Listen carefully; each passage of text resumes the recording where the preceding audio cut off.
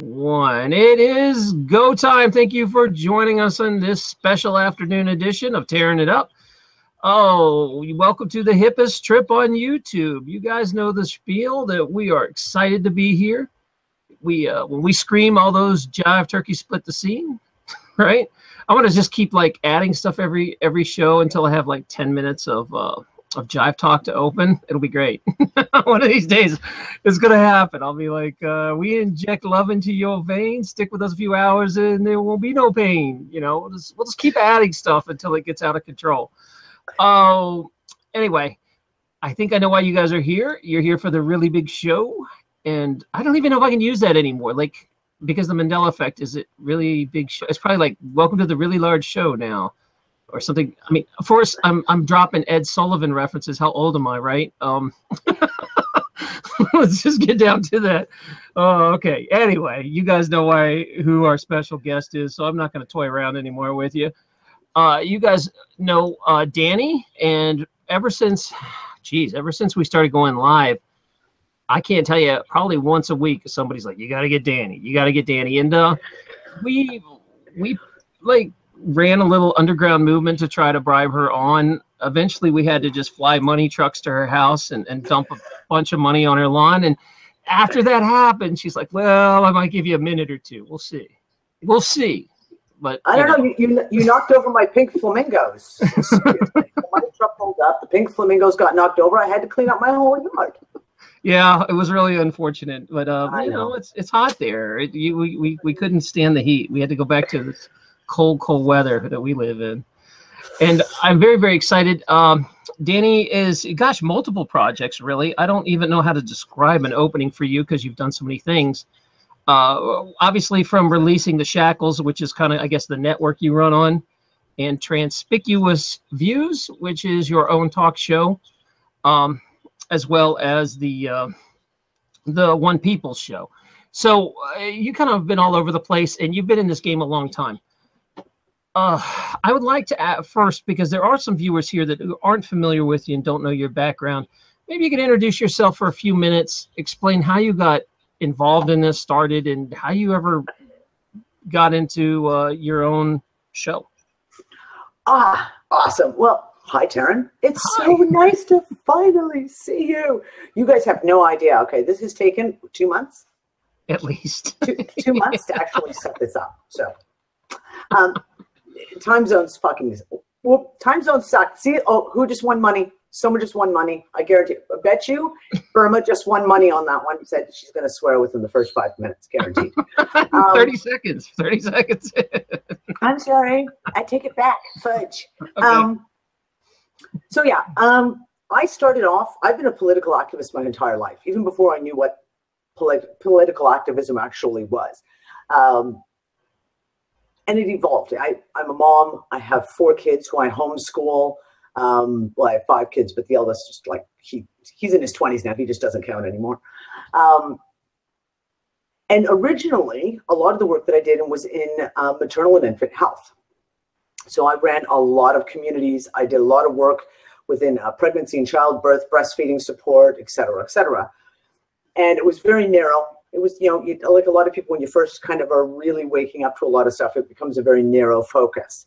And then as I started, you start looking at vaccines, and then you start looking at a lot of the other propaganda, and then big pharma, and you start to realize that what you know of is this really tiny piece is actually vast, and it's everything. Everything you can think of, it touches. Whether it's the big oil, it's the energy sector, it's politics, it's finance, it's education, you name it, it goes everywhere. So I kind of hung up my maternal and infant health hat for a while back in about 2011, and I started up removing the shackles and started going deep into the government fraud. The financial fraud was a big focus of mine, and I got really, really deep into looking at the global economic crap. It was so much lies. It was such a ridiculous pyramid scheme of epic proportions. And like I said, and as you keep touching pieces and you think, oh, I got it now. I got this worked out. Yeah, I totally got this worked out. Yeah, no, you don't. right? Because then the next piece falls in your lap a month later and you're like, oh my God, that changes everything. So, yeah, I've been involved in a lot of different pieces with a lot of different people. Started up Removing the Shackles, and then in 2014 started the Transpicuous News, which was my news show, which was basically tearing apart the mainstream media, all the news stories, and then just putting out, no, this is what really happened. In 2013, I was working with Lisa M. Harrison and Brian Kelly and several others on the One People Roundtable show, which I kind of was on and then off as time zones, because we were traveling all over the world. So as we traveled, and time zones got ridiculous. And then earlier this year, I decided to expand Transpicuous News into Transpicuous Views, because there was too much that needed to be discussed, not just here's a little piece, we really need to dig into it. So that's about it. And my latest project is launching, or getting off the Google monster, because Removing the Shackles was always on Blogger, and launching my own website, which is called www.rts.earth, which is much more than just a website. It's going to be a massive community thing, and we're still beta testing certain pieces of it, and we've got the bare bones in place, but it is a very big, growing, and expanding project, which is taking all of my time. Yeah, and that's about it.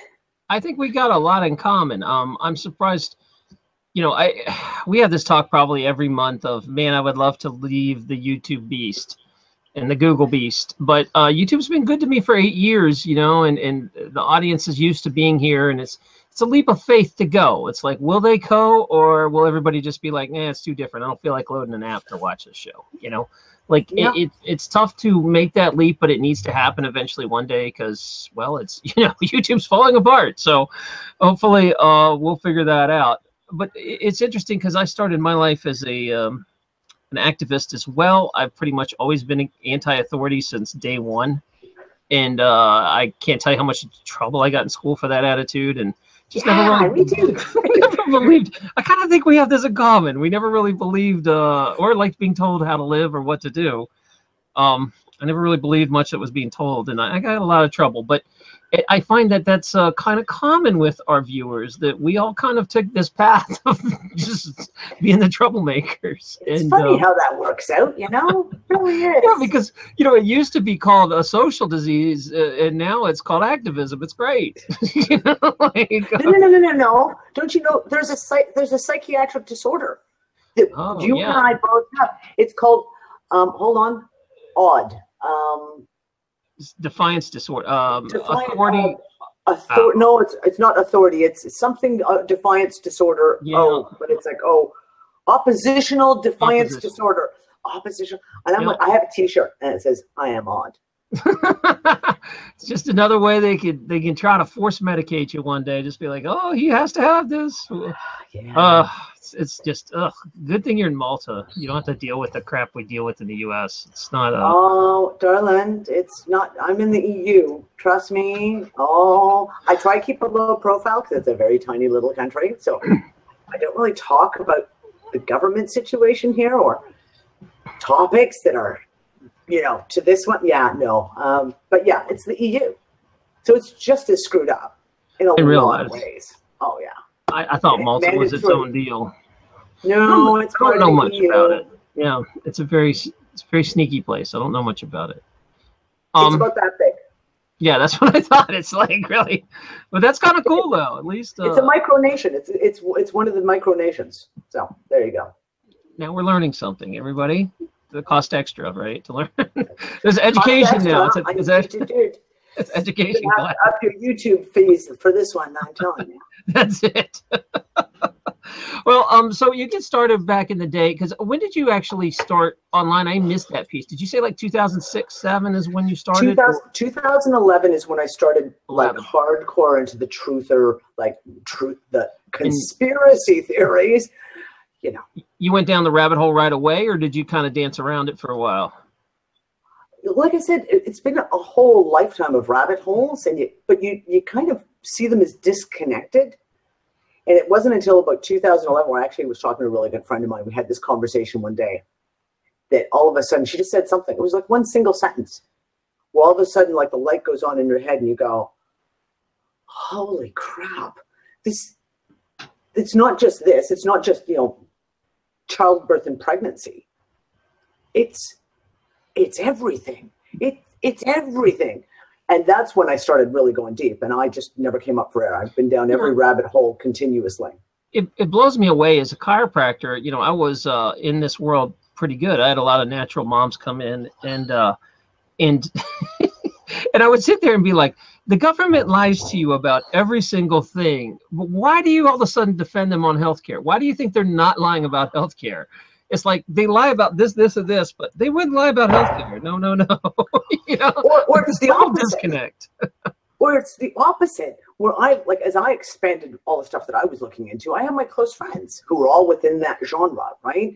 You know, breastfeeding, natural childbirth, anti-vaccine, etc.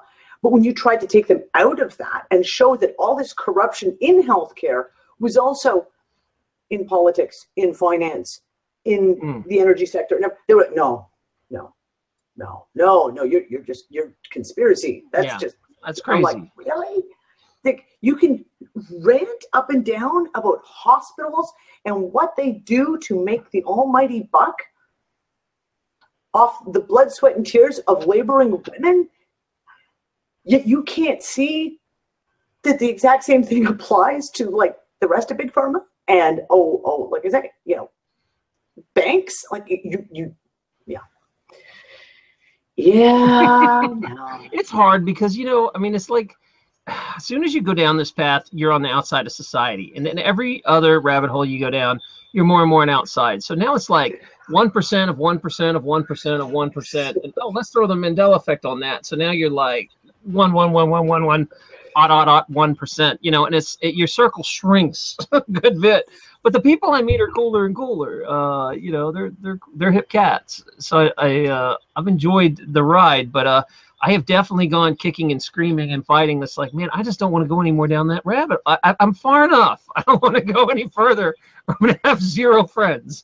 It's like, I can't keep going. Oh, listen, it's a good thing I move as often as I do, because it means I meet new people who don't know me and don't know listen, when we moved to Malta, having real life friends. Yeah. No, when we moved to Malta, I set up a separate Facebook account that is my completely non-political, non-activist Facebook account, just for being here, for doing business here, for networking here, because everything's networking. But the island, like I say, is like the size of a pin dot, so you can't, like, people talk, gossip is the national pastime here. So, so I literally, and like, everyone finds this account, and they're all trying to send me friend requests, and I'm like, if you're sending me a friend request and you're friends with Danny Arnold McKinney, i.e. me, I'm not going to add you, because unless you're Maltese, I'm not adding you. This is my non-political account. I don't trust you guys to not fill my wall with all kinds of Mandela effect and political diatribes. So no, you can't. I mix my YouTube channel with I never started off as any sort of political. Well, I was a libertarian, a very liberty-based channel, but I also did stuff that just like was hobbies of mine, and interest in gardening and stuff like that. And I every once in a while, I've been trying to work on this project where I'm doing stories about my dad's life, and I will put up a story about my dad's life, like another chapter, and there'll be like 4 or 5 comments in there that have nothing to do with my dad's life. It'll be about, hey, did you see, you know, this Build-A-Burger, blah, blah, blah. I'm like, why are you commenting here about that? You know, I have to like go erase it and throw it out. I totally hear you. Yeah, it's totally like, come on, man, this is my dad's. This is like our family history, and they're asking about, you know, 9/11. It's like, come on, man. When we were in Australia, I posted a video. My 14-year-old daughter and my husband do poi. So they're swingers, right? They swing the poi, and they got to do in Australia fire poi for the very first time. Okay, I might have that. Okay, it's a long string with a ball. Oh, okay. It's all intricate patterns and all the rest of it. Sorry. In the South, sometimes swinging. I get it. Else. Sorry. They're poi swingers. Okay. You got to be in the know to understand that one. I'm with you now. So they got to swing fire poi for the very first time. So that's when they're swinging it around and it's all lit on fire. and they were asked to participate in a huge festival in Australia, and they got to perform in front of hundreds of people. So we had video, and I put the video up. I'm really proud of my 14. At the time, she was actually 13 years old. So my 13-year-old daughter swinging fire, boy, how fucking cool! Did it again. How cool is that, right? Sorry. It's okay. You're doing good. You're like money this time. You're one at like every 10 minutes. You're doing great. Okay. So, and it was the same thing. Like, you got lots of comments. People go, "Oh, they look so. Oh, that's so cool." Blah, blah. And then like same thing. Like, did you see the Build-A-Burger meeting? And I'm like, it was like, it's a poi video with my 13-year-old daughter, and you're asking about the Build-A-Burger meeting. Yeah. So guys, if you're listening, just here's a little netiquette. And, you know, we do have personal lives a little bit. You want to be part of it, that's okay. Really. But you know, maybe be a little relevant to what we're talking about. Yeah, it happens, you know. Yeah, it's funny. We were talking about this another show, last show, that I always thought it's when people show up in the chat room and just like scream about something and drop their website and leave. I'm always like, you know, this is a conversation. That, oh yeah, because like the flat Earth guys will show up and be like, hey, you know, flat Earth, and then they'll leave. Which, you know, I'm cool because one of our panelists is flat Earth, and he's really a nice guy and smart. So I don't care about the topic. I care about the etiquette that they just come in and scream about it and leave. And I'm like telling you, if I saw you on a street corner, like holding a sign up that was just your website and you screaming it over and over and over, I don't think I'd stop to talk to you. You know, like, how about just talk to us? Like, people, don't just come in here and plaster links. Yeah, you know? I know. Listen, that's the one good thing about over Zoom, because with Zoom, it's people have to have the invitation. So, like, see, I can't even say the name of my group. Oh, you say UU. The UU group. They know what that is. Yeah, we all know what it stands for. The UB group. Yeah. You know, the link goes in there, and no one else gets it. It doesn't go public anywhere, so it's only within that group. So the people who come on are people from within the group. And if anyone came in and did something like that, they'd hamstring them pretty much instantaneously. So I don't have a worry about that. No, and it's not a big deal. I'll convert you to Zoom. Trust me. We'll have a conversation. I'll have you convert it. I'm looking at it. I am, because the quality. I did a Karen Swain's show a few times, and she uses Zoom, and it's way better than what the Hangouts. Yeah. The issue though is you got to get everybody to download an app, and that sometimes is a big deal for people. And you know what? Google just works this way. Yeah, with Google products. It's not a big deal. It literally takes 10 seconds to download the app, even on your phone. And if they want to be there live in the audience where we interact with everyone, and that's what you got to do. I get it. And people are giving me grief about the UU that you can't say. But here's the thing, guys. All right, I have emails from people that are like, "Hey, I really enjoy your show, and we watch it as a family, and I feel good that my 12-year-old kid can watch this." And so that's kind of a big reason I don't go that route. So stop giving me grief. I'm trying to respect people. They're all like, "We can handle it, cuss away." It's like, no, I try to keep a family-friendly show. We can cuss all over your show. All right, anyway. My show, we will. Yeah, never mind. We can have fun there. That's fine. Everyone knows what to expect on my show. I've seen your show. I kind of know what to expect. Your show's cool though, because it just kind of goes wherever the hell it goes. And you guys, I will say this, and I'm not kissing up to you. You are one ridiculously smart woman. Like, every topic, I'm very impressed with how in depth you know your topics. Like, I'm like, whoa. This girl, like you were talking about DNA the other day, and I was like, man, she knows her DNA. That's pretty good.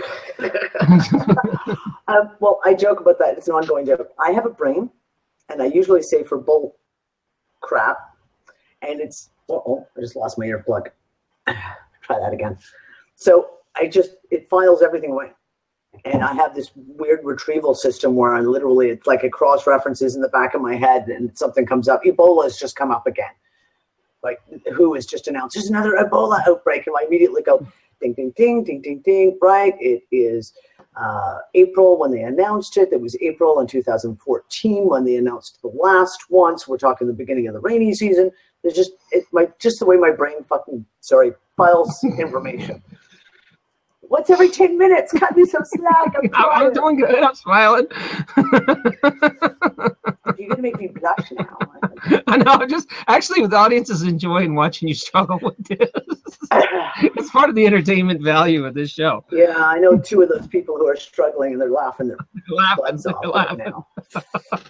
Well, I get it. And it's funny because I think a lot of people have the same story. I remember as I went to chiropractic school, we're the only health professionals I know of that are, teach to against vaccines in our training. Like, I rarely find a chiropractor that's pro-vaccine. So they've been against vaccine for 100 years before people were screaming about it.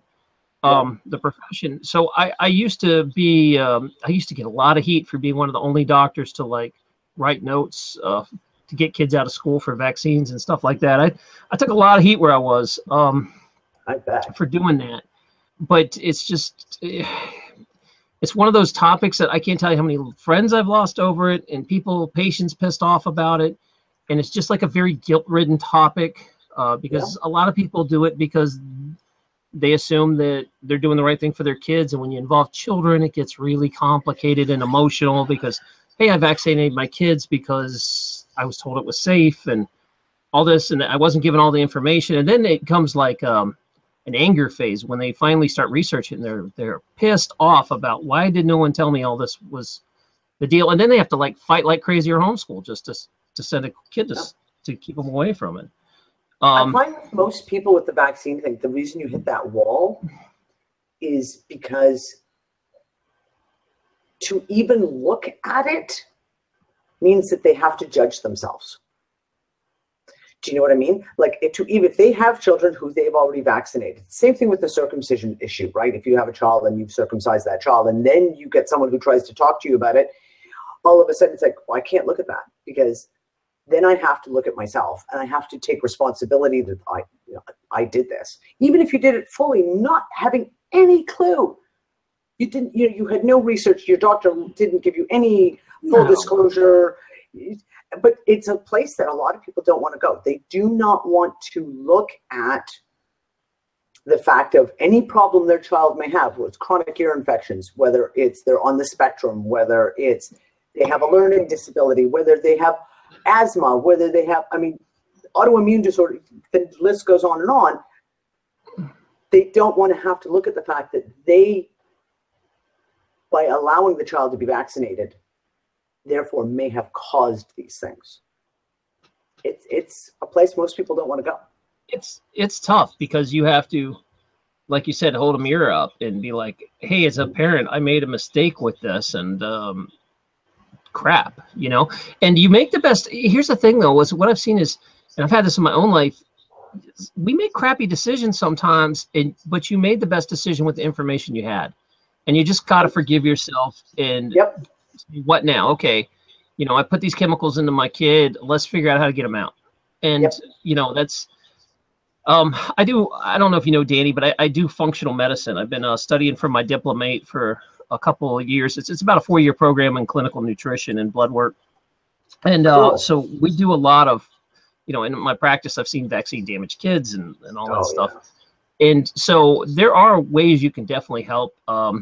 And what I'm finding out, and I'm going to do a show on this eventually, is there is a huge wave of autoimmune problems coming. It's already here, really. But yes, people don't realize that way back in the day, because of vaccines is one cause, but just being loaded with chemicals and also crappy diets, that these mothers and fathers are inflamed their entire life, and they create a lot of antibodies. And then they go have children who inherit these antibodies. And then those children have children who inherit more and more antibodies. And they all have a line of like leaky guts and destroyed guts. Yeah, so absolutely. Now it is the exception if you don't have an autoimmune disease. Like I remember when I was in school, there was like one kid allergic to peanuts. And now it's like, you're the one kid not allergic to peanuts. It's flip-flop. These parents are having, these autoimmune inflamed parents are having more autoimmune inflamed children, and they're passing down just because once you get one autoimmune disease, guess what? You get a bunch. They go in, you get all kinds. Once your gut's destroyed, it's open season. And all you can really do with that stuff, so what'll happen is these parents are ready, and they pass it on to their kids, and their kids are good for a year or two until a major stress comes that activates and kicks the gene on. So anybody's laying dormant, and then they get vaccinated, or then they get the flu, or then they get some sort of, whatever, the measles or trauma or something, and all of a sudden, boom, they're allergic to everything. Even puberty. Puberty can be just the hormonal trigger of just especially puberty, boom, and it all turns on. Especially women. I don't know if you've ever looked at the stats, but it's outrageously skewed to women. Women get way more autoimmune diseases than men, and there's a reason for that. Is because of your hormones are not level; they go up and down, and it creates a tremendous amount of stress that triggers these genes to come on. And also, and that's one reason. Also, I'm not trying to be a stereotypical jerk, but women wear a lot more chemicals than men. I think it's estimated at about 15 chemicals. Up until this generation. Yeah, I would say there. Now this generation, which in the groups that we makeup is right, the groups I hang out with, not so much. They're a lot more conscious about what's on their bodies. But 30 years ago, people weren't. They were just caking crap on their face and caking, putting on deodorant that had aluminum and putting on aftershave, and it doesn't matter. I mean, especially nail polish and it's funny. A lot of people don't realize makeup can cause problems with anemia and iron. There's iron problems, hugely. So I'm an aromatherapist, and I've been making. Right on. I'm an aromatherapist and have been for 22 years, and that was one of my beginning rabbit holes. Was I had this little young boy, and I started reading labels, and you go, why can't I even pronounce 90% of the words on the label of this so-called natural baby shampoo? Yeah. And went down that rabbit hole, started researching. And I've been making all my own products for 22 years. I don't use commercial products at all anymore, other than a little bit of makeup, because I don't know how to make that myself. I've tried it. That fails really badly. One day I'll actually figure it out. But yeah, I mean, I have my own skincare line that I'm actually just about to relaunch next week. But that's one of those things, is people don't understand that the skin is the largest organ of the body, and it's your secondary endocrine system. Endocrine, i.e. dealing with all your hormones, dealing with everything, dealing with the brain, the pituitary, the pineal. Everything you put on your skin is then distributed throughout your body. And we're talking about issues with, for example, the neuromelanin. We're talking about vitamin D deficiencies, which are so vast now. Something like 95% of North America is vitamin D deficient, regardless of what color your skin is. Every patient. Yep. And that is because everybody's inflamed. Vitamin D is used to fight inflammation. And almost if you eat any sort of American diet, a standard crappy American diet, you are inflamed, period. Yep. I've never met someone that eats a American diet that is not on their way to insulin resistance or hypoglycemia. Yeah. Well, here's the thing. So it's so interesting you talked about the hereditary aspect of this, because this was a big one for me. So 2 weeks ago, I had a really good friend of mine, Anne Callahan, on, who is a homeopath in Ireland. And because we've been having an ongoing conversation for a couple of months about vaccines. But we were talking about, okay, well, wait, because she's treating all these kids who are on the spectrum, on the autism spectrum, who've never been vaccinated. Well, wait a second. So we started expanding and saying, we need to open the conversation. Like, people need to understand it's not just vaccines.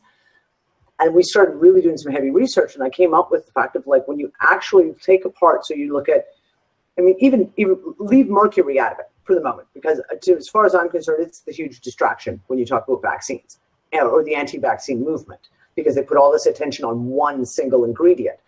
Look at the aluminum. Aluminum alters your genetic makeup. It alters it through your genes, and it becomes pass-onable. So therefore, now we're not talking about, was your child vaccinated? It was like, were your parents vaccinated? Because the damage happens. And so we're talking about the chemtrails, strontium, aluminum, barium, lithium are all toxic on a genetic level. And it goes through hereditary. Like, it actually can turn shit off or on within the genetic structure, which is then carried down. So me, I was born in the late 60s. My parents were vaccinated. Then I was vaccinated. Now my children are unvaccinated. But you know what? I have 2 sons who are on the spectrum. And that could also be, like I was talking about, you do pass on other autoimmune diseases exactly. that don't have anything to do with vaccines. That autism can appear from other autoimmune stuff. Exactly. In the practice, I'm gonna break it down if you guys don't understand this. And let me break this down to simple why this happens. Yep. It's all inflammation. And all sickness, basically, when you're sick, most chronic stuff is the inflammation is what actually does the damage and kills you. So when somebody has dementia, their actual brain is inflamed. When someone has Alzheimer's, it's just a different area of the brain that's inflamed. Yeah. It's going to be whatever your weakest area is going to be first affected by the inflammation. Yep. So if you focus on an anti-inflammation lifestyle, it doesn't matter what brain issue you have, it'll get better.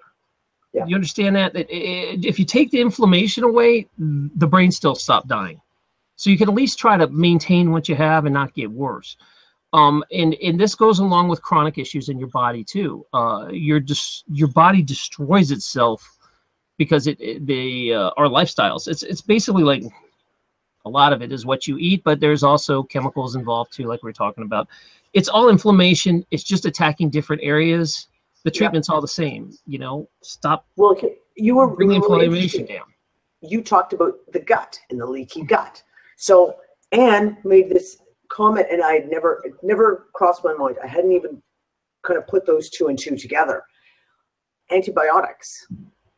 So they start launching antibiotics really, really heavily in the 40s and 50s. And they're massively overdiagnosed or overly prescribed for across the board, especially during the 70s and the 80s. Like, you have an ingrown toenail, here, have some penicillin, right? Same thing. The flora that we have in our gut that helps us deal with these things. When you take the antibiotics, it kills off not just the bad bacteria, but the good bacteria as well. Well, then, if you have a child, you are no longer passing on that strain of good bacteria because you don't have it in your system. So therefore, and then your children have children. So we have whole generations who don't even have the proper gut flora anymore. No, they don't even inherit it. They don't inherit it. So is it any wonder when you talk about autoimmune, when you talk about things that we're seeing playing out, the gut communication between the gut brain and the physical brain is so vitally important. I mean, this is what Andrew Wakefield. I mean, that was the one thing I loved because he opened my eyes to that connection between the gut and the brain. And he was like, dudes, if you don't look at this, what's going on in the gut and how you're damaging this, he proved without a doubt. And of course, now it's, 20 odd years later that finally some other scientists have actually redone his research going, hey, you know that guy we've been like nailing to a cross for the last 20 years? He was actually right. He was actually right. That gut, and I can't people to express how important it is that your gut health, how you eat, and putting the right bacteria, the right flora back into your system. And that's why I said I'm really going to heavily get into the summer doing fermented foods and looking at like kombucha and things like this, because this is something that's so vital for all of us to be really looking into. Yeah. And I'm a big proponent of fasting too. Just taking a couple of days off of your gut flora to take a break and calm down. I know, but they tell me I can't have coffee when I fast, and the world doesn't turn if I don't have coffee. Everyone dies. Hey, everybody. Okay, so maybe it's too dangerous for the world to take you off coffee, but they do have non-caffeinated coffee, although it's not a whole lot better.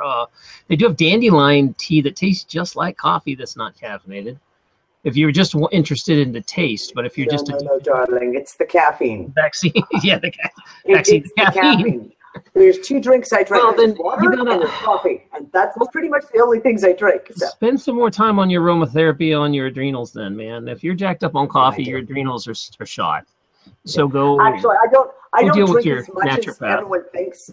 I don't drink as much coffee as everyone thinks I do, because I always have this in my hand. But this coffee is 4 hours old. Okay. I have been Still, drinking the same cup for 4 look, hours. So it's add a lifetime of that keeps me together, up. Danny.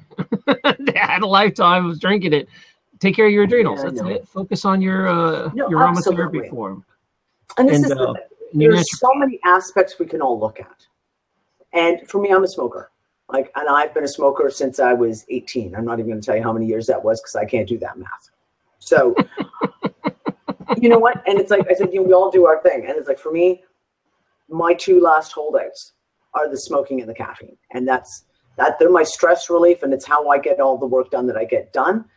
But is it ideal? Absolutely not. Absolutely not. At some point in time, I'll give it both. But then the world might end. You've warned us. Well, yeah. Dude, it might be too dangerous to mankind. People have been there when I haven't had coffee, and it's not pretty. When I was in the military, because I was in the Canadian military for a while, I was a medic, and I had just come back from Europe, living in Malta here, where you drink espresso. Right? You drink espresso. Everyone drinks espresso. We don't drink, drip coffee. Like what that colored water is what that is. And my sergeant was in the lineup in the mess hall one morning after, like right behind me. I didn't realize it, and he watched me make a coffee. And he literally was astounded because I literally poured a cup of coffee out of the thing and then took 2 packets of Nescafe, 2 packets, dumped both of those into the coffee, and then stirred it up and walked away and drank it.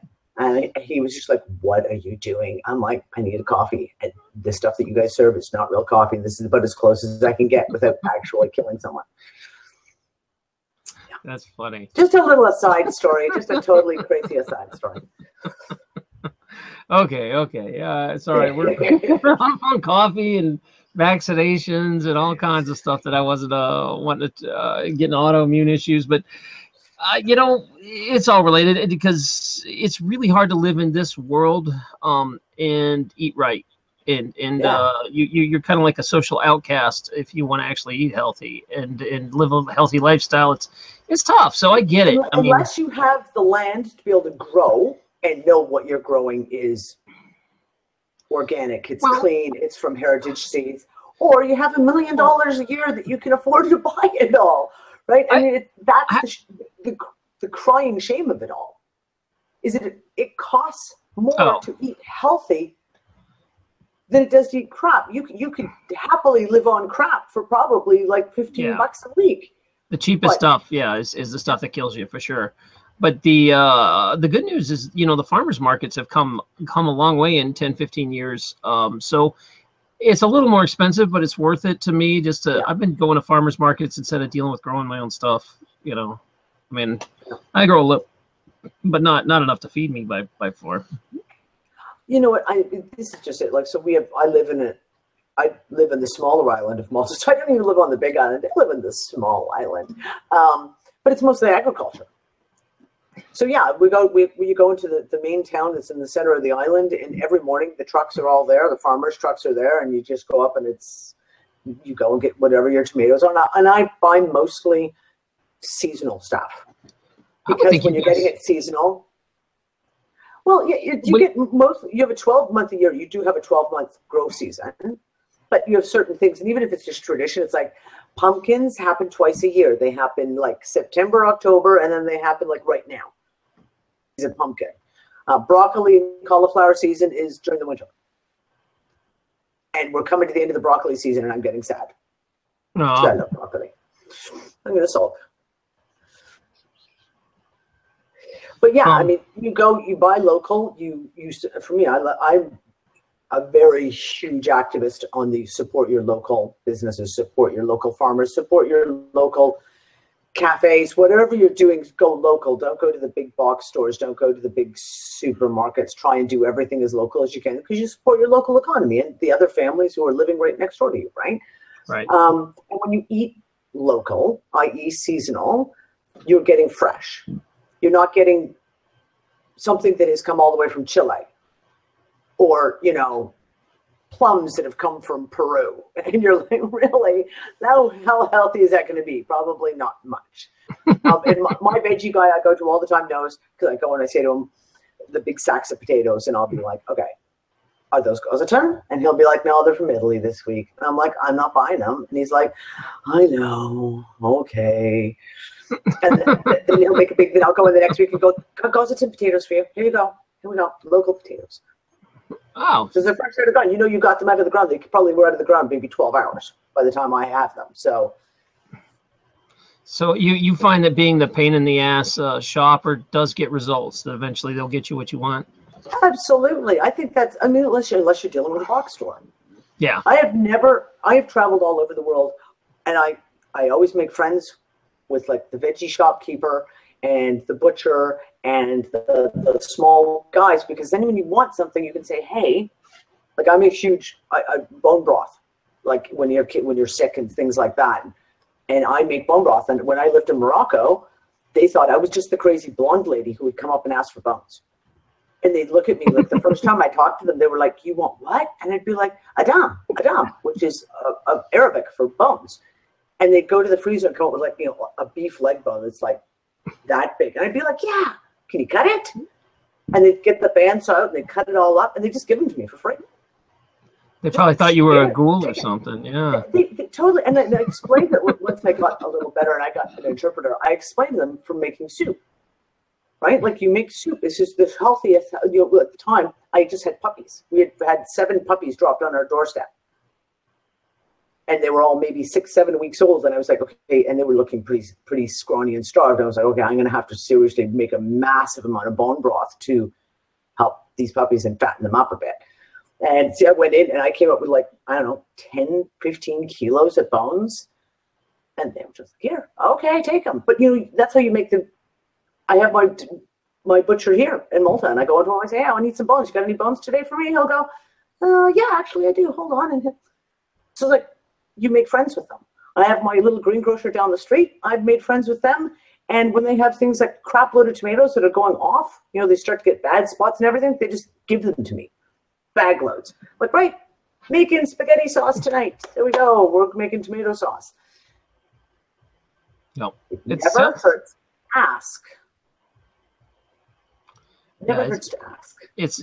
I would imagine it's much healthier there. It's very difficult in America to eat healthy. You have to pay a lot of money or live at farmers markets. And it is possible.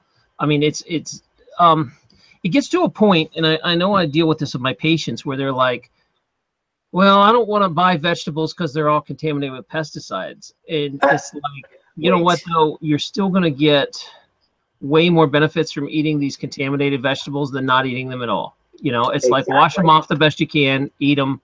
And the amount of pesticides you're taking in is minuscule compared to the benefits you're going to get by eating actual vegetables. Yes. You know, and because it's amazing to me that that's now an excuse not to eat vegetables. It's like, well, we don't eat them because of the toxins. I'm sorry, that's just an excuse. You just don't like vegetables. You know what? Listen, like I said, I've had deals every time I come to Malta and even in Morocco. I make deals and say to them, whatever you have your produce at the end of the day that you can't sell because it's bruised, it's going off, whatever, they'd give it to me. Or I'd buy it for like a really, really reduced rate. But then it would all go home. You cut out all the bad stuff, and I'd throw it in the soup pot. And I'd boil it all up, get out the blender, and turn it into like a creamed green, kale soup, spinach soup, whatever it was that I happened to have. And you know what? When you're boiling it all off and getting rid of all of that excess stuff, you wash it all off, it's still so much better for you than any of the other crap that you're going to get. Yeah. And it amazes me. I used to make banana ice cream, and the best kind you want are the black bananas. You want them spoiled. And you just go and they'd either massively discount them or give them to you, and you peel them off and the bananas are fine. Or might be a little dark spot. You cut that off, whatever. And you throw it into you freeze them and make banana ice cream. And it's the best, man. Just to make fruit ice cream. Bread, and I make banana bread all the time, and it's the same thing. And I come back to big bags of like black, and in Morocco we get the plantains, like the big ass bananas. Yum. And then the little tiny baby, they call them ladyfinger bananas. They're only about this big. Oh, they make the best banana bread ever because they have so much flavor.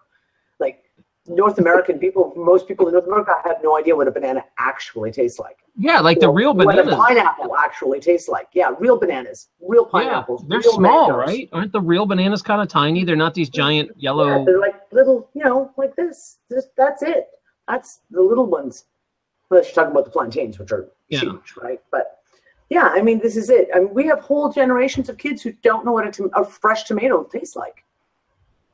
Who don't know. I mean, that was, what was the guy? Jamie Oliver, when he did the thing about the American school lunches. I started watching. I literally was in tears. I had to turn it off because he was like talking to these kids in some inner city school. It was in Chicago or Detroit, somewhere like that. And he was showing them things like, and we're not talking like, here's a lychee. No, he was showing them like, here's an apple, here's a tomato. And there was like 50% of the kids who couldn't identify what it was. Yeah, that's crazy to think. Just like, yeah, that's another guilt thing is sending your kids to government school. You know, when you talk to parents and you're like, there is no way on hell that your kid can eat healthy and go to government school. I don't care what they're buying.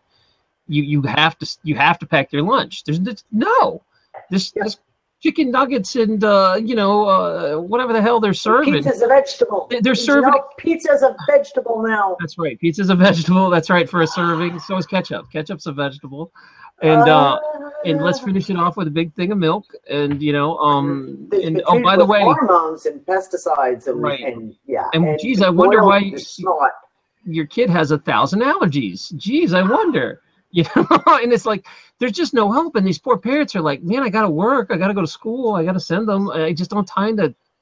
And then there's some schools that even outlaw them bringing in lunch. They're not allowed to bring in their own lunch. Ridiculous. I mean, I've never heard of that. That's an American thing. Yeah, there's some that won't allow you to bring healthy food, outside food they call it.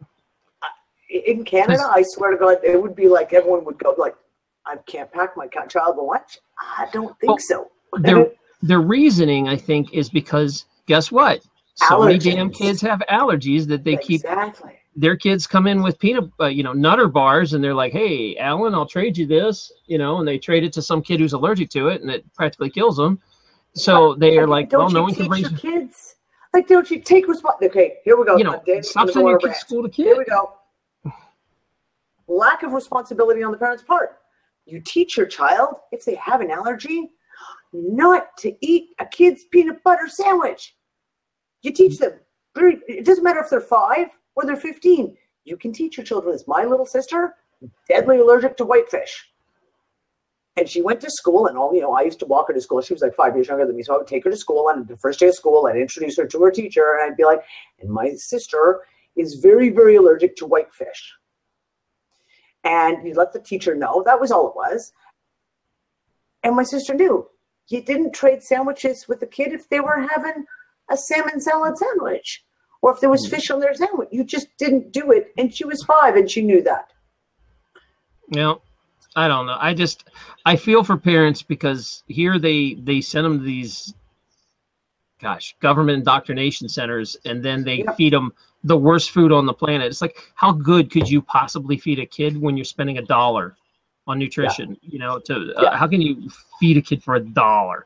And so it's just a no-win situation. You have to pretty much homeschool now to raise your kid healthy. It's like impossible to send your kid to government school and keep them healthy. You know what? But that's a lifestyle choice, and we have been financially struggling. I grew up in a financially struggling family. I have always been kind of financially struggling, but we made the choice, like my husband and I, when our eldest daughter, who's 14 and a half now, when she was about 6 months, and my maternity leave was ending. And it was like, are we going to put our child into daycare? And we actually went and we did all the working out. And then by the time we had 2 kids, it was even worse. And we sat there and went, oh, yeah. You look at the math, put the math and say, okay, well, what is it going to cost you? I'd have to get monthly bus tickets. I'd have to have, money to pack lunch. You have to have wardrobe because I worked in business. So it would be like, you have to redo your wardrobe and like suits and all the rest of it for what I would make versus the cost of childcare. And then you put in the emotional aspect of the emotional impact on the child. And I said no.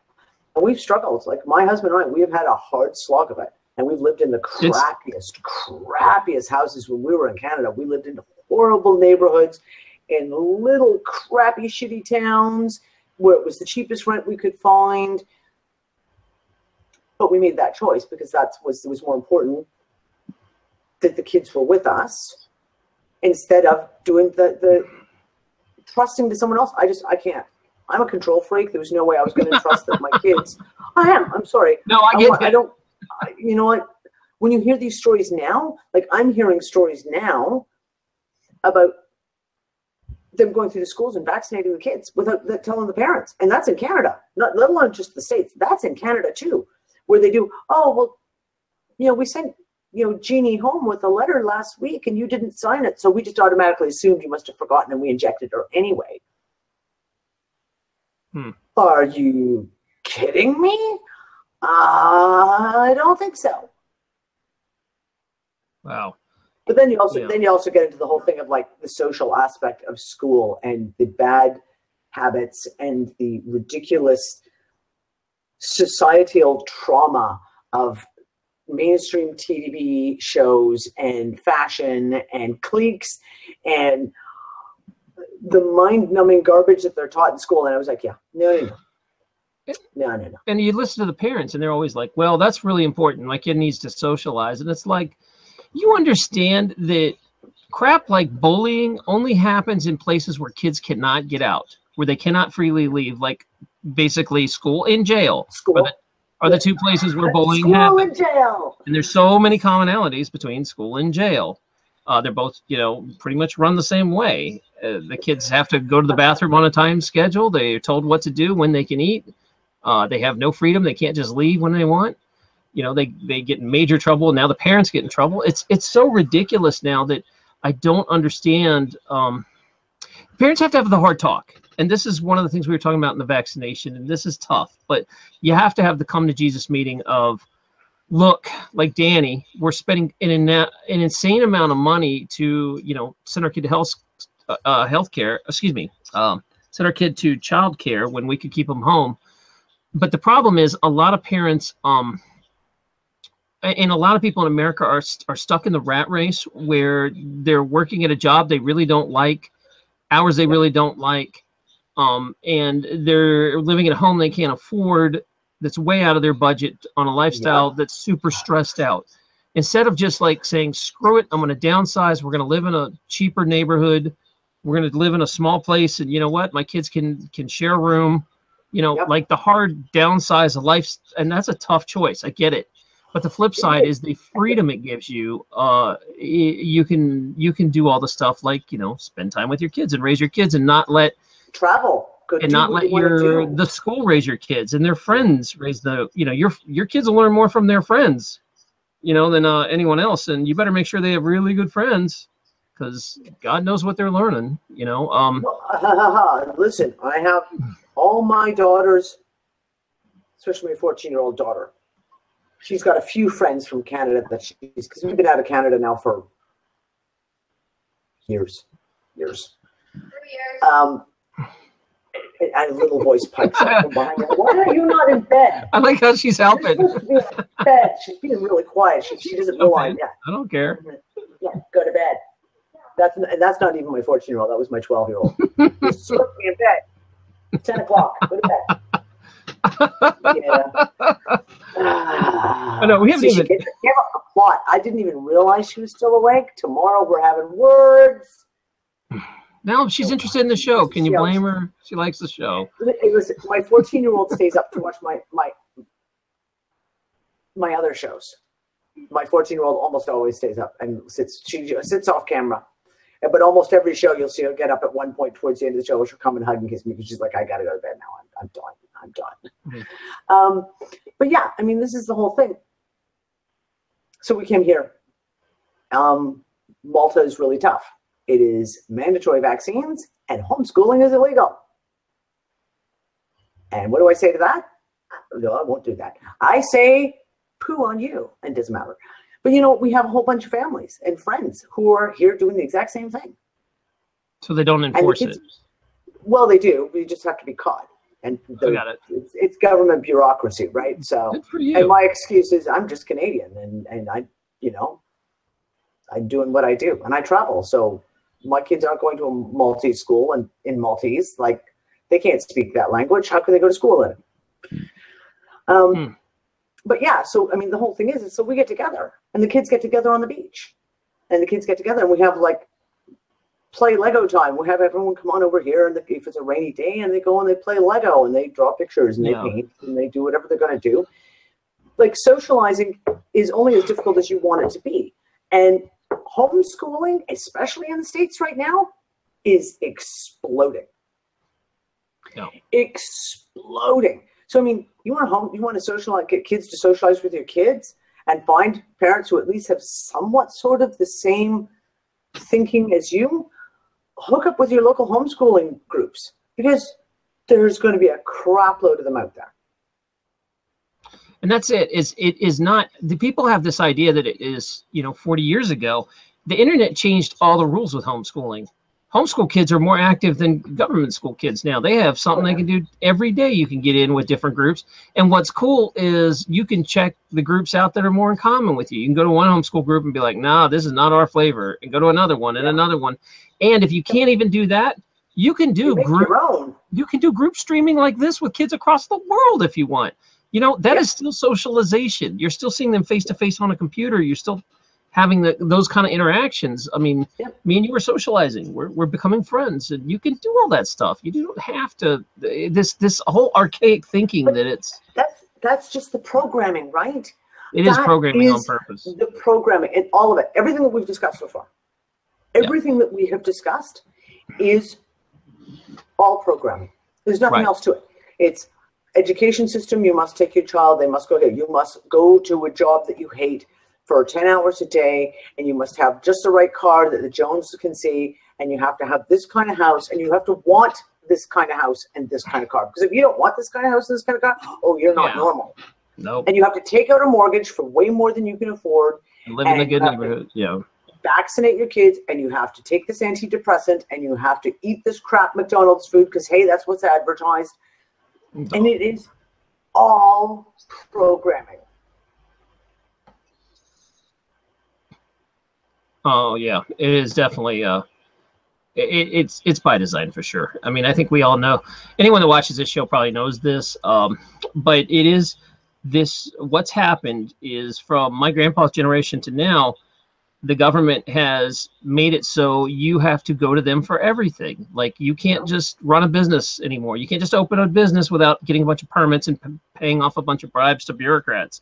You can't just send your kid to school anymore without all this other crap you have to do. You can't just, you have to turn to the government to solve all your problems in life now. Your health care, that's got to be government. Beg the government, take care of your health and order the one test you need to find out if you're going to die. No, we gotta beg them, please pay for this test. It's ridiculous. So it's by design to completely, make the next generation and the next generation more dependent and inept on being independent. And it's sad in just a few generations how far it's gotten, where our grandparents could pretty much self-sustain if they had to. They could live and grow their own food and kind of shelter down and make it work, where now, man, kids today, hell no, they don't know how to do stuff. Now, the flip side, the cool thing is all the knowledge is in your pocket. I can look up and immediately on how do I grow zucchini on, the internet. And so that part's so cool. Funny you say that, right? Because that's one of the things that we're going to be setting up on RTS Earth is we're setting up, I have this theory that every single person has something to teach. Every single person has a piece of knowledge that they have an ability, they have something they can teach. And we're going to be setting up the RTS Earth education. Multiversity. Jordan Slater Sather actually came up with that one last week's show. Multiversity instead of a university. And just, you know what? We're going to have people go in and say, like, here's a video on how to change the oil in your car. Here's a video on how to rewire a toaster. Here's a video on how to sew a button on a shirt. Here's a video on how to make bread, how to make bone broth. Here's a video on how to, here's a video.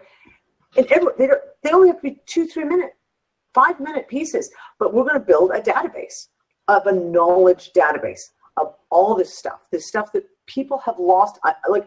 I cook from scratch because I grew up with a mom who was part Scottish, so therefore a complete penny pincher. And I was lucky in the fact of, like, I never had junk food as a kid. I'm sorry, listen, stereotypes sometimes come up for a reason, and the Scots people, they do have that. No, I've got a Scottish relative too. It's funny. I know what you're talking there you go. Anyone who grew up in a half Scottish household knows what I'm talking about. But because my mom did not believe in prepackaged food, I cook. And the one thing that astounds me is what, like, people my age, and I'm 50, I'm going to be 50 next year, that people my age don't know how to cook. When you say things like, how do you make soup? How do you make soup? What do you mean, how do you make soup? You take crap, you put it in a pot, and you boil it. Literally, right? Like, we're not talking about hardcore here. How do you make a roux to thicken, like, gravy, or to thicken a sauce or anything? It's like, well, it's real easy. You do it like this. All this knowledge is gone. The knowledge is completely gone. I know people, guys my age, who don't know how to change the oil in their car, who don't know how to change a tire. I know women who don't know how to change the oil in the car. Well, wait a second. We've got a problem. If you now have to, like you said, become self-reliant, I got to go to a mechanic. I got to go to a computer technician. I got to go to a dentist, a doctor, a bureaucrat, goodness, you pick one. Because you can't do it yourself. Yeah. Well, that's very easy. Then all we do is we re-educate ourselves. Right? Learn how to do this crap. How do you want to learn how to make mittens? Learn how to knit. It's actually really, really easy. I once made a 15-foot scarf, though, because someone forgot to tell me how to stop knitting. That's another story. That's another story. All right. Well, it's the top of the hour, so we are bringing in some more panelists. I'm going to introduce them one by one, and they'll be able to join in this conversation. Although we really haven't talked about the Mandela effect. We'll get to that later. We'll get to it later because we're having a good time. I was actually going to comment on that. It was like, and we didn't even see the Mandela effect. No, but these are good topics because I think they're important. Yeah. I don't know if you don't really watch my show much, but we always we'll discuss this stuff, but we always try to end on a positive high note of, okay, let's go forward. Like you're saying, hey, we're going to make a website that's going to help. Here's the problem, here's the solution, and I think that's important. So let me introduce some guests one by one. First, I'm going to introduce Gabby. Gabby, you'll have to unmute. Yeah. There you go. All right, there. We have missed Gabby the last few weeks, but I believe you guys might know each other anyway. So I'm going to let you guys say hi and go ahead and ask her a question. How are you? Peachy keen. Totally peachy keen. Same old, right?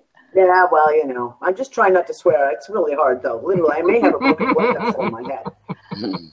I have a couple of off-topic questions, but on-topic questions. You homeschool your kids, and I gotta give you, oh my God, the credit. Can you guys hear me? Yeah. I hear you. Okay. Because you know what? It's a topic that's like, if I could homeschool my children, I would, but I don't know if I'm going to tell you a secret. I'm going to tell you my secret. Ready? How do they behave? Yeah. Unschooling. No. I'm like saying, like, how the ability to have the discipline with the children, like the children being disciplined in the routine. Unschooling, darling. Okay. Unschooling. I don't have a routine. Okay. I don't have a routine. I'm an unschooling mom. My kids learn what they want to learn when they want to learn it. I have a 9-year-old son who reads at about an 18-year-old level because he wants to read. And he can tell you anything about the human body. Okay. Anything about the solar system. Yeah. Anything about whatever it is that he's right now. He's talking about mucus a lot. It gets kind of gross at the dinner table occasionally. But he studies what he wants, and that's my firm belief. I have an 12-year-old daughter who is all about engineering. She loves to build stuff. It doesn't matter if she's building out of cardboard, if it's Minecraft, if it's paper mache, if it's wooden nails, if it's using her dad's AutoCAD. She wants to build stuff, and that's her thing. It's her passion. She gets in there. She does it. My eldest daughter is an author. Okay. She's written her own book. Nothing. So whatever their niche is. What They do they just want to go with the learn? flow. Okay. What do they The want to learn? internet Like, can teach your kid if you're worried about that, you know, like if Yeah. you're like, oh, I'm not qualified to teach my kid this skill. The internet, man, it's got anything you think of. Yeah. My 9-year-old was getting bored with math, and I'm self-confessed math illiterate. Once we get past addition, subtraction, multiplication, and division, I'm out, because that's about my limit on math. I have a husband who likes to do calculus for fun, which is lucky. So for fun. for fun, just to brush up on the skills. But like, I don't, so when it came to math, but then you discover things like games. So they just discovered a game that another homeschooling family said, well, have you heard of this game called Prodigy Game? Okay. And it's like a little online kind of like adventure game where you're a wizard and you've got your sticks and you collect your gold and you fight the dragons and you fight the bad guys. But every time you want to cast a spell, you have to answer a math question. Okay. And it's geared from like grade 1 up to grade 8. My kids will play it for 7 hours straight, like until their tablets are dying, and they're like, "But I was in the middle of a quest. Oh no!" I think my 9-year-old did entire grade 2 math section in 1 week. Because just them coming home from school, there's like no discipline. I'm like, okay, all right, guys, like just the half an hour of homework is like pulling out hair, you know. It's. But here's the thing. You know what? You and they need to unprogram, deprogramming. And sometimes that can take an entire year.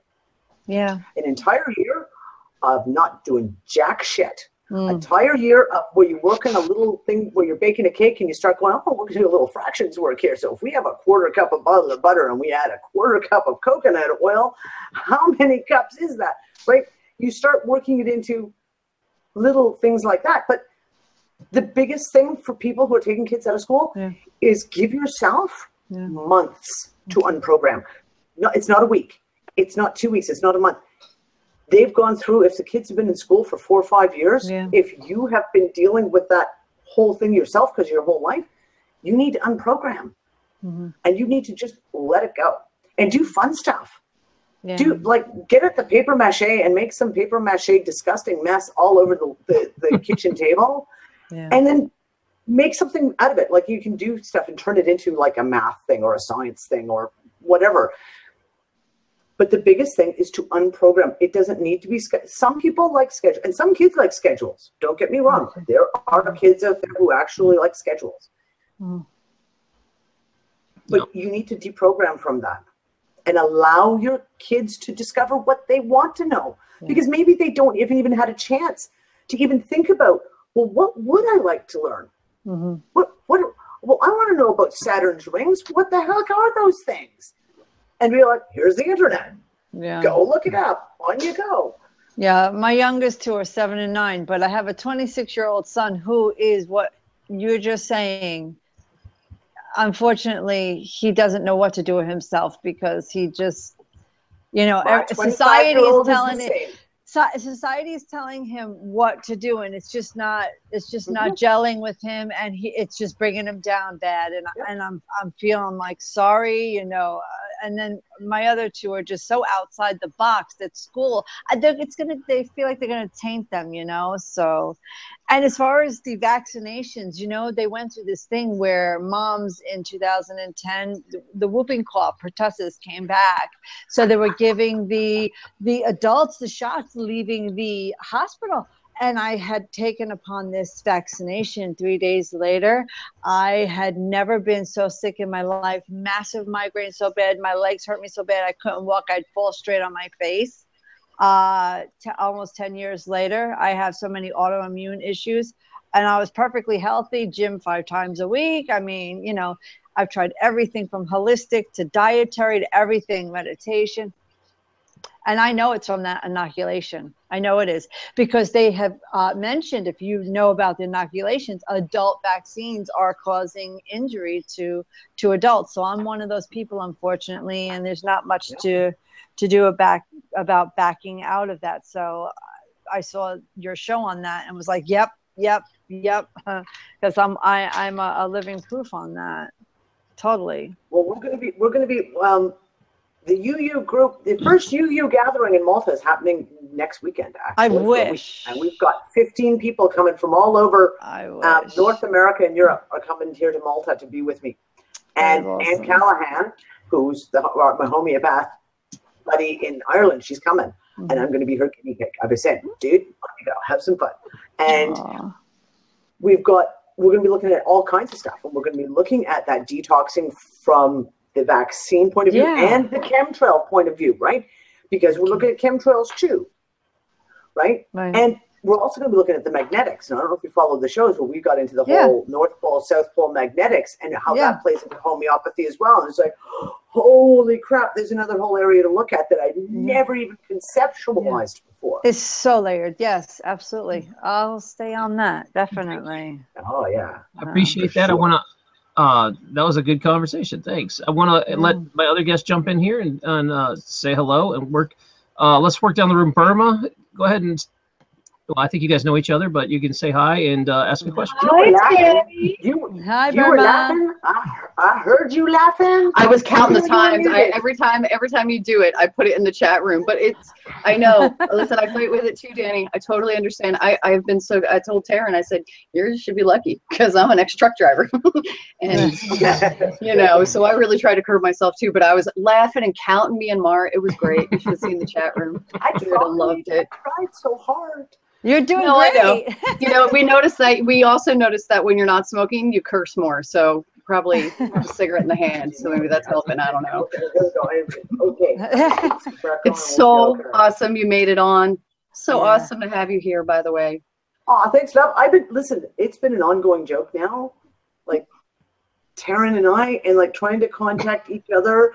And then and then I'm busy. And then it's like, well, then he's like, I had it in my head somehow that he was Pacific. So he's like, can you come on Thursday night at like 8 o'clock? And I'm like, okay, 8 o'clock Pacific. That's like 6 o'clock in the morning. I maybe if I like go to bed really early, I could get up really early and do it. And then he's like, no, he's Eastern. I'm like, yeah, that's 2 o'clock in the morning. It ain't going to happen. It ain't going to happen. I'm sorry. I mean, I sometimes do all-nighters, and you never know. Tarrin, I might just show up like one Thursday night where I'm like, I can't sleep, so I'm going to hang with you guys. Yeah, man. Jump on in. And our Discord's always happening, too. You need to come in there. That'll be like just, man, the conversations, Danny, they're already there. You got to come in and join that. That'll be awesome, but it's nice to have you here. And hi, everybody else. Okay. Hello, everybody else. Let me introduce the rest of the panel, and then I'm going to let you guys chat away with her. I think Unirock, you were the next one in. Uni, go ahead and introduce yourself. Unirock has a show over on YouTube too, so guys, cool. Talk away. Yeah, thanks, Doc. Yeah, hi, I'm Uni. I may have met you in Discord. I don't know if you're in the Discord. Your voice sounds familiar, is why I said that. But, no, I haven't been. No, I haven't. Okay. I've never actually managed to get in there. It's fun. You should try it sometime. I do like that hat thing. Your hat thing going on there. Yeah, I always try to grab them. Wait till he brings out the cat. Oh, I've got 1,000 of them. Yeah, I'm just real interested in the discussion so far. I like the homeschool topic. I've always wanted to do that myself, homeschool my kids. I've just never had an opportunity to. But I'll let everybody introduce themselves before we get going further. But yeah, I have a channel over at my YouTube site. Check it out sometime, guys. Cool. I absolutely will. And our last panelist, Vegan Warrior, who is famous this week. What? Yeah, because he got called out on Joe Rogan's show. But all right. Anyway, let's introduce Vegan Warrior. He also has a YouTube channel and streams all the time as well. We love that panelist. So go ahead and ask your question and introduce yourself. I don't have any questions yet, but I'm just sitting here agreeing with so much that you're saying. Oh my goodness. It's like female version of me. So I kind of love the fact my brother, yay! I love meeting people that you can just hang with. Yeah, that's cool. That's cool. And I am not famous. Do not give Joe Rogan any leverage. I dare him. I dare him to reply to me. I double dare him. So no. Oh, that's funny. All right. Oh, that's too funny.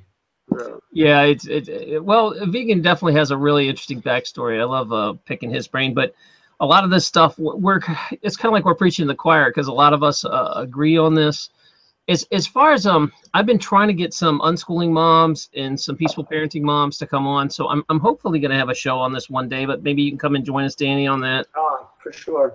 And it's a hot topic, because I think society is set up against families now that like I think we just discussed that it's on purpose, but it's the rat race is really a big problem and a big part of that. And the question is, and people will always ask, I would love to homeschool, or I'd love to get out of the rat race, but I don't know how, and my husband's not on board, or how would I get my kids out of school at this point? And they don't want to go out of school; they want to stay in that crap, and they have girlfriends and friends, and so it's like, where do you start? And then you guys, I'm going to turn it over to the room. Oh, I'm sorry. I was going to say, I'm going to just turn it over to the room and you guys can discuss. So it's a tough one, right? I mean, this is the thing. I was really lucky that because we traveled and we've been all over the world, like we've been in Africa a couple of times. So my kids were, when they did it, like my older two girls, when they did attend school, it was for very short time periods, because then we'd be off again. And when my son, who's just turning 10 next month, when he came along, and it was like kindergarten, he's 5, he's supposed to start kindergarten, and he went for 2 days and he hated it. And he literally looked and was like, I ain't going back. He said, like, there ain't nothing you can do to make me go back. I'm not going back. And I was like, yeah, cool, no problem. Awesome. Back to homeschooling again. Rocks. And my daughter, who's 12 now, I think she lasted about a week and was like, yeah, I'm with him. I'm not going back. I'm done. And my daughter's now 14, lasted about 3 months beyond that, maybe. They make a choice, right? And so, like, when they're at home and they can see, when you're dealing with younger kids, it's easier. When you start dealing with high school age kids, it's really tough, because the indoctrination is hardcore. It's hardcore at that point. And you've got to deal with the peer pressure. You've got to deal with their social aspect, etc. Now, my kids have got lots of friends. I mean, sometimes you can help even by slowly moving them over, i.e. you start making friends with homeschooling families so that they've already got friends who are homeschoolers, unschoolers. So you get the kids to do the work. Listen, my kids have been brought into this one so many times. I have friends who've been like, okay, I want to homeschool my kids. Do you need to get your kids to hang out with my kids to tell them how wonderful it is? And it works. It does. It works, right? But then you've got like a transitional phase where you're not just cold turkeying them. It's like they've already starting to make these new friends who are homeschooled, who do these great outings, and you arrange, outings to go do on weekends when they're not in school or after school hours. So that as you transition them out, they're not going cold turkey. They've got like a base. They've got kids who are already, they're hooked up on Skype in a group. That was the big one for me. We had multiple Skype groups where all the kids got tossed into the room. Go for it. It didn't matter if they were in Australia, Canada, England, the US, it didn't matter. You just put them all together, they'll work things out, and they'll figure out who's online at what times. They figure out the time zone. Actually, they have that figured out better than I do. And, and let them go at it. And then you can transition them out. Well, it takes a tribe to raise children. And I think that's, if you can get together with people who are like-minded, it's amazing for them because they become well-rounded. I was talking to my sister about that vaccine thing, and I was trying to educate them. I'm like, man, all you have to do is go this way. Go on the CDC website. It says right on there, could make your children sterile. Why would any parent give their kid a vaccination after that? And ask to see the labels of all the vaccinations. If they want to do that, look at the label and say, oh, if it's got mercury or aluminum on it, no, you can't get, what? That's totally, haven't they dropped the liability of that? Like, haven't they dropped the liability in the vaccinations? Making it so that you actually have to sign off on it or something like that. Yeah. Right. That's BS. If they're pushing this, right? They can't push it and then make you sign off on something, letting them not be responsible what happens to your child from these chemicals that are not natural to the human body, right? Yeah. What you can prove, like aluminum. Right. One of the things American Medical Association says that for IV solutions, which is the only legitimately ruled upon maximum minimum outline for aluminum is IV solutions. So same thing, going in the arm, is 25 micrograms per day for a fully grown adult. Right. Okay, and some of those multi-vaccines, like the Infotrex, has got something like 150 times that. Like it's ludicrous, and then you have to be able to say, like, okay, wait. The American Medical Association says right here, 25 micrograms for a fully grown adult, and this vaccine has, twice that amount. So, and my baby is a month old. Wait, we have an issue here. Yeah, and the immune system isn't even functioning at that time. That's why they want the mothers to breastfeed, to give the antigens of you to the child so the child can then fight whatever. But if they're giving them a vitamin K shot with aluminum in it, what's that going to do for the kid? I mean, it can't be good. We're lucky, most of us are lucky that we survived the vaccinations. Right. And they didn't kill us, Burma, one of the things I did is when I was practicing was, I would have these fights with the school system, and I used to give parents this advice of go in and say, okay, I'll let you vaccinate my child, but because you're telling me it's safe and effective, but I want you to sign something that says that you guys will be responsible for their health care, for any vaccine reactions that happen, all in the future, that you'll pay for it and take care of it. Because if they're safe and effective, you shouldn't have any problem signing this, right? And you just give them that paper and then watch them go, well, yeah, right.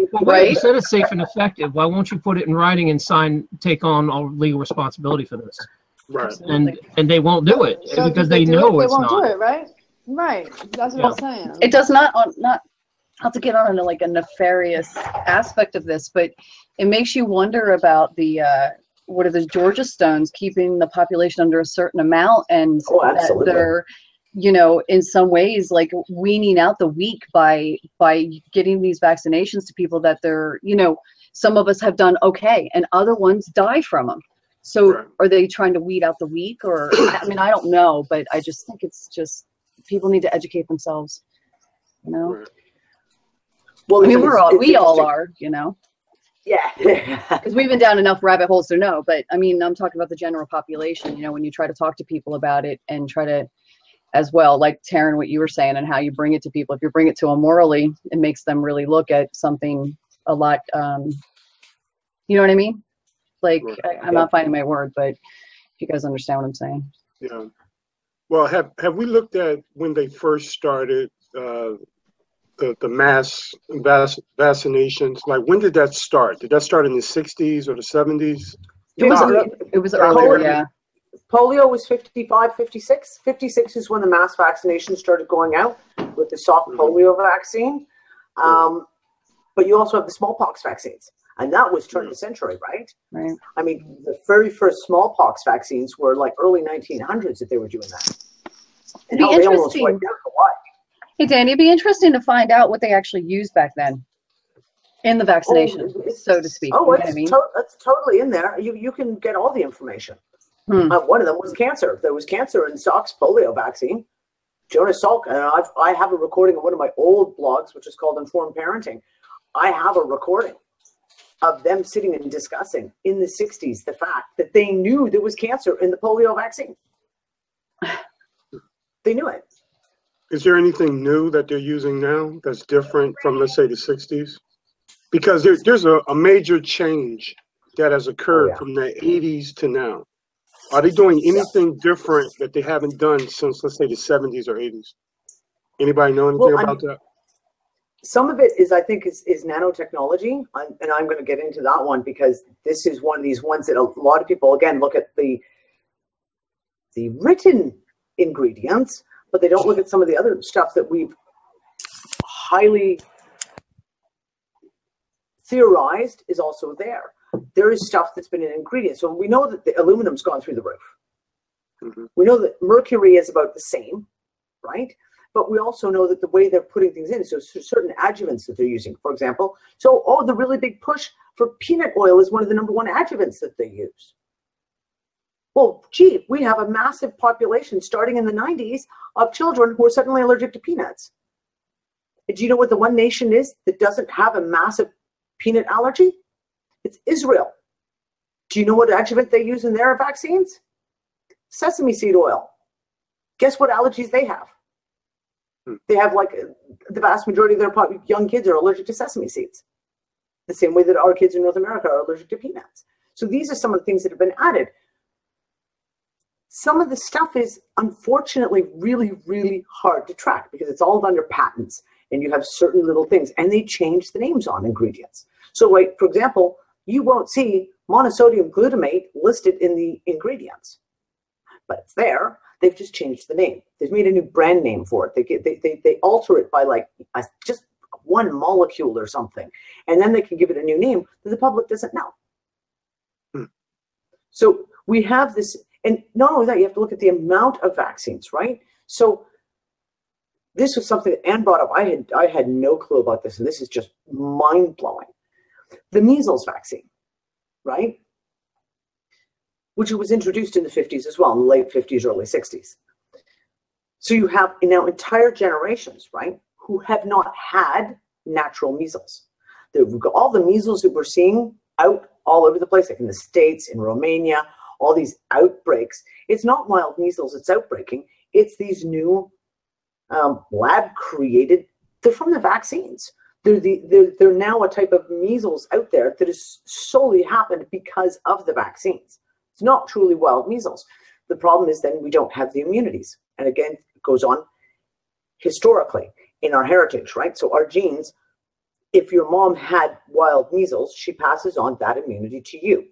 If I have wild measles, it passes on to my children. My children have had wild measles.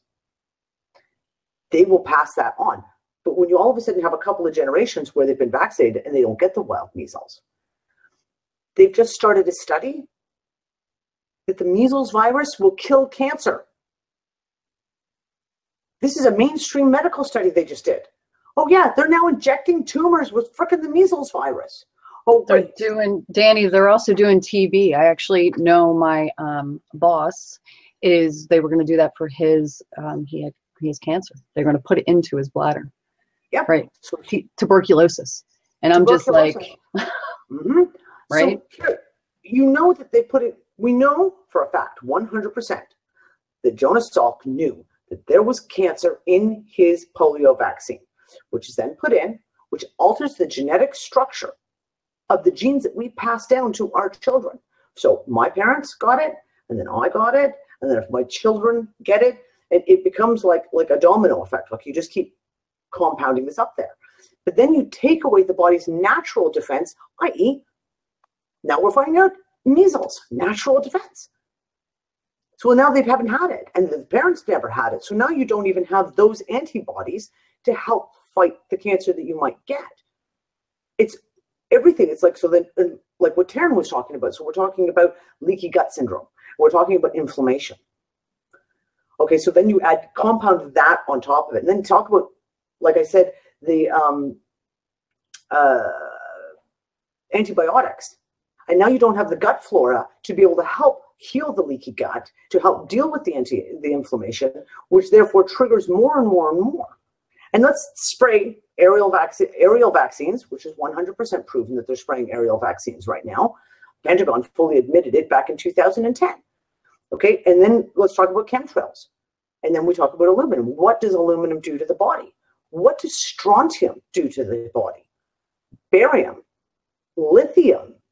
And again, we talk about, you compound all of these things and you interweave them. And you can't, it's not accidental. This is the whole thing. We talk about agenda-wise. It's not accidental at all. Throw in the programming.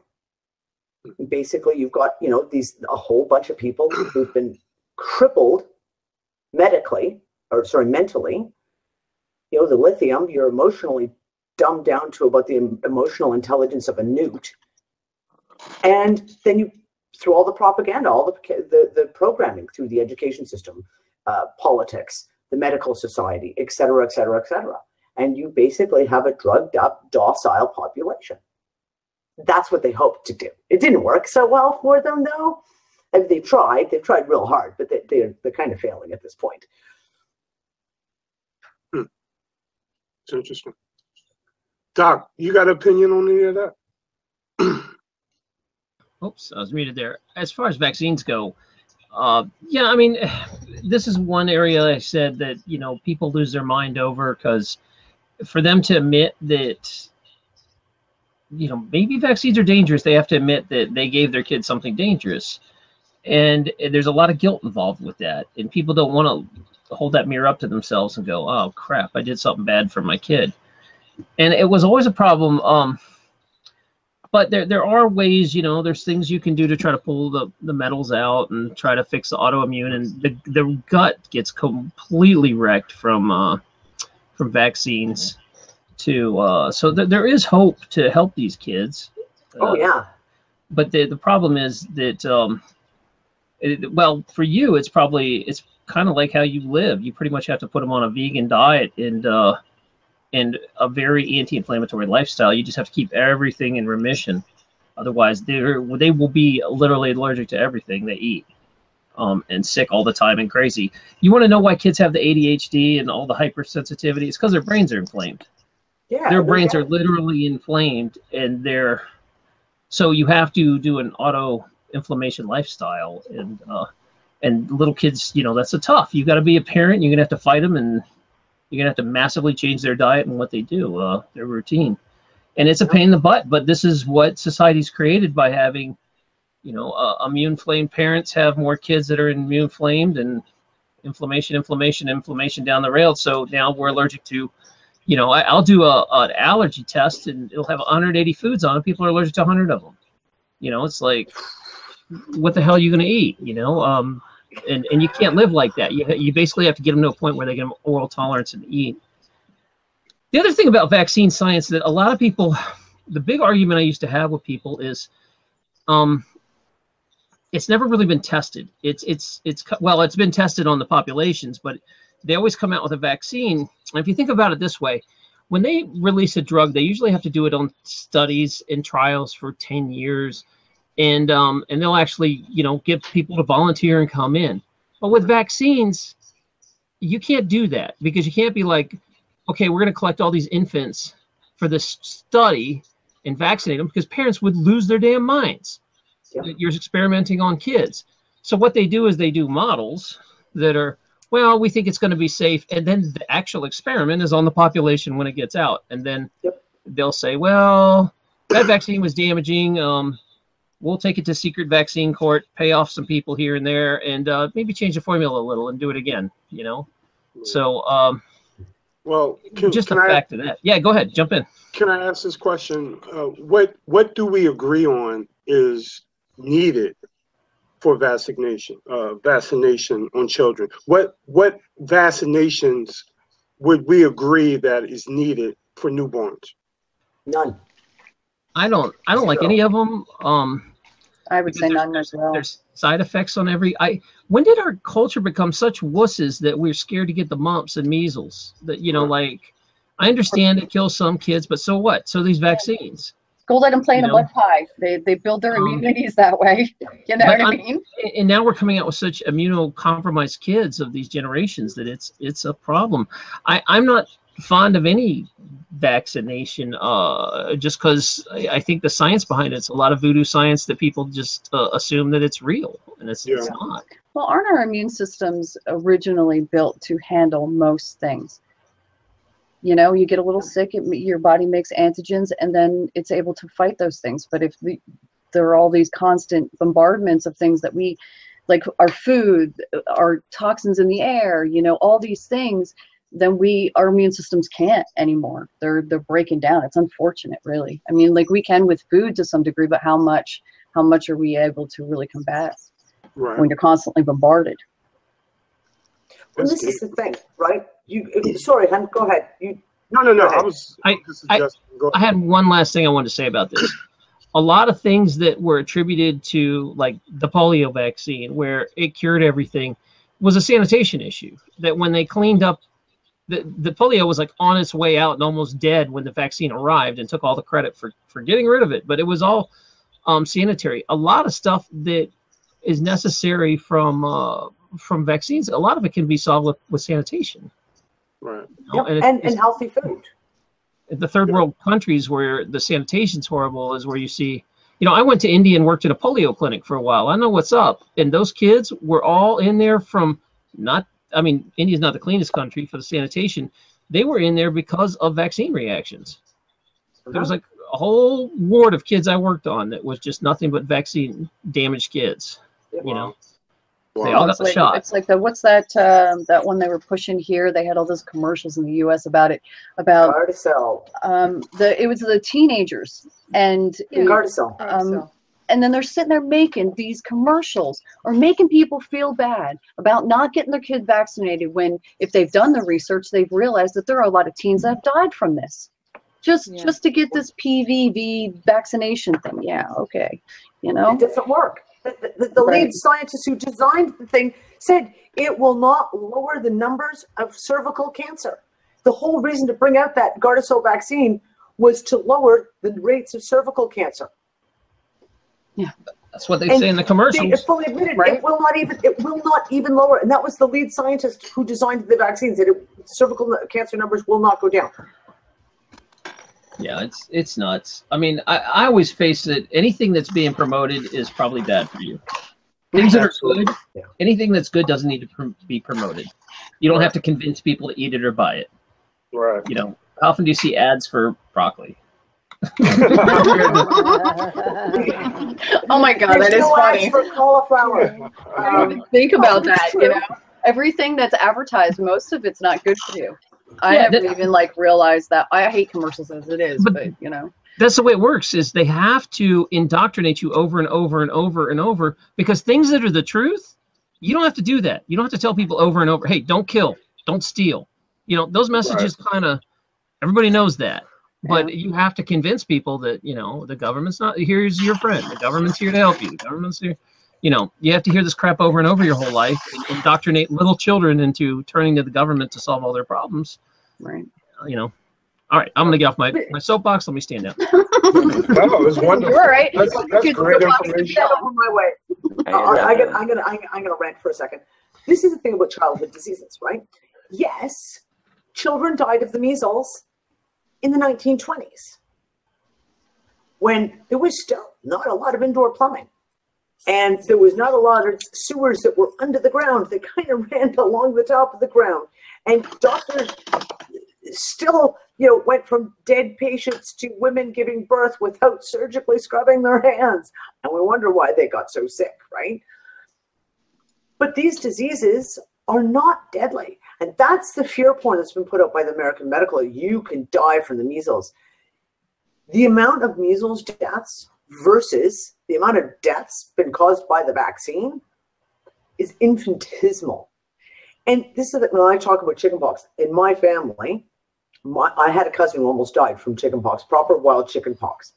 He got a chickenpox that actually went through to his spinal cord and it went right up to his brain.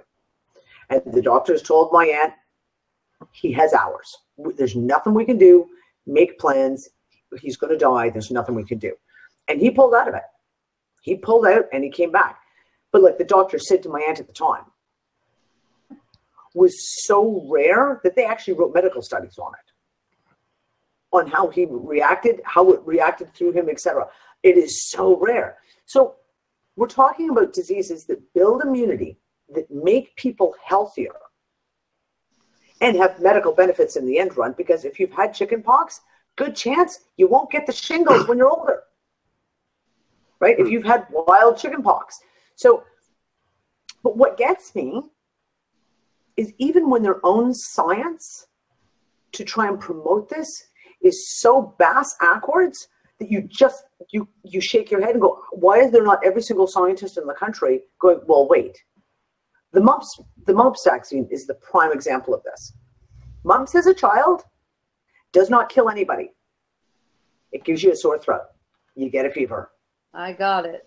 I had it too. Oh, it was whatever you don't eat pickles when you have the mumps. Yeah. It does not kill people.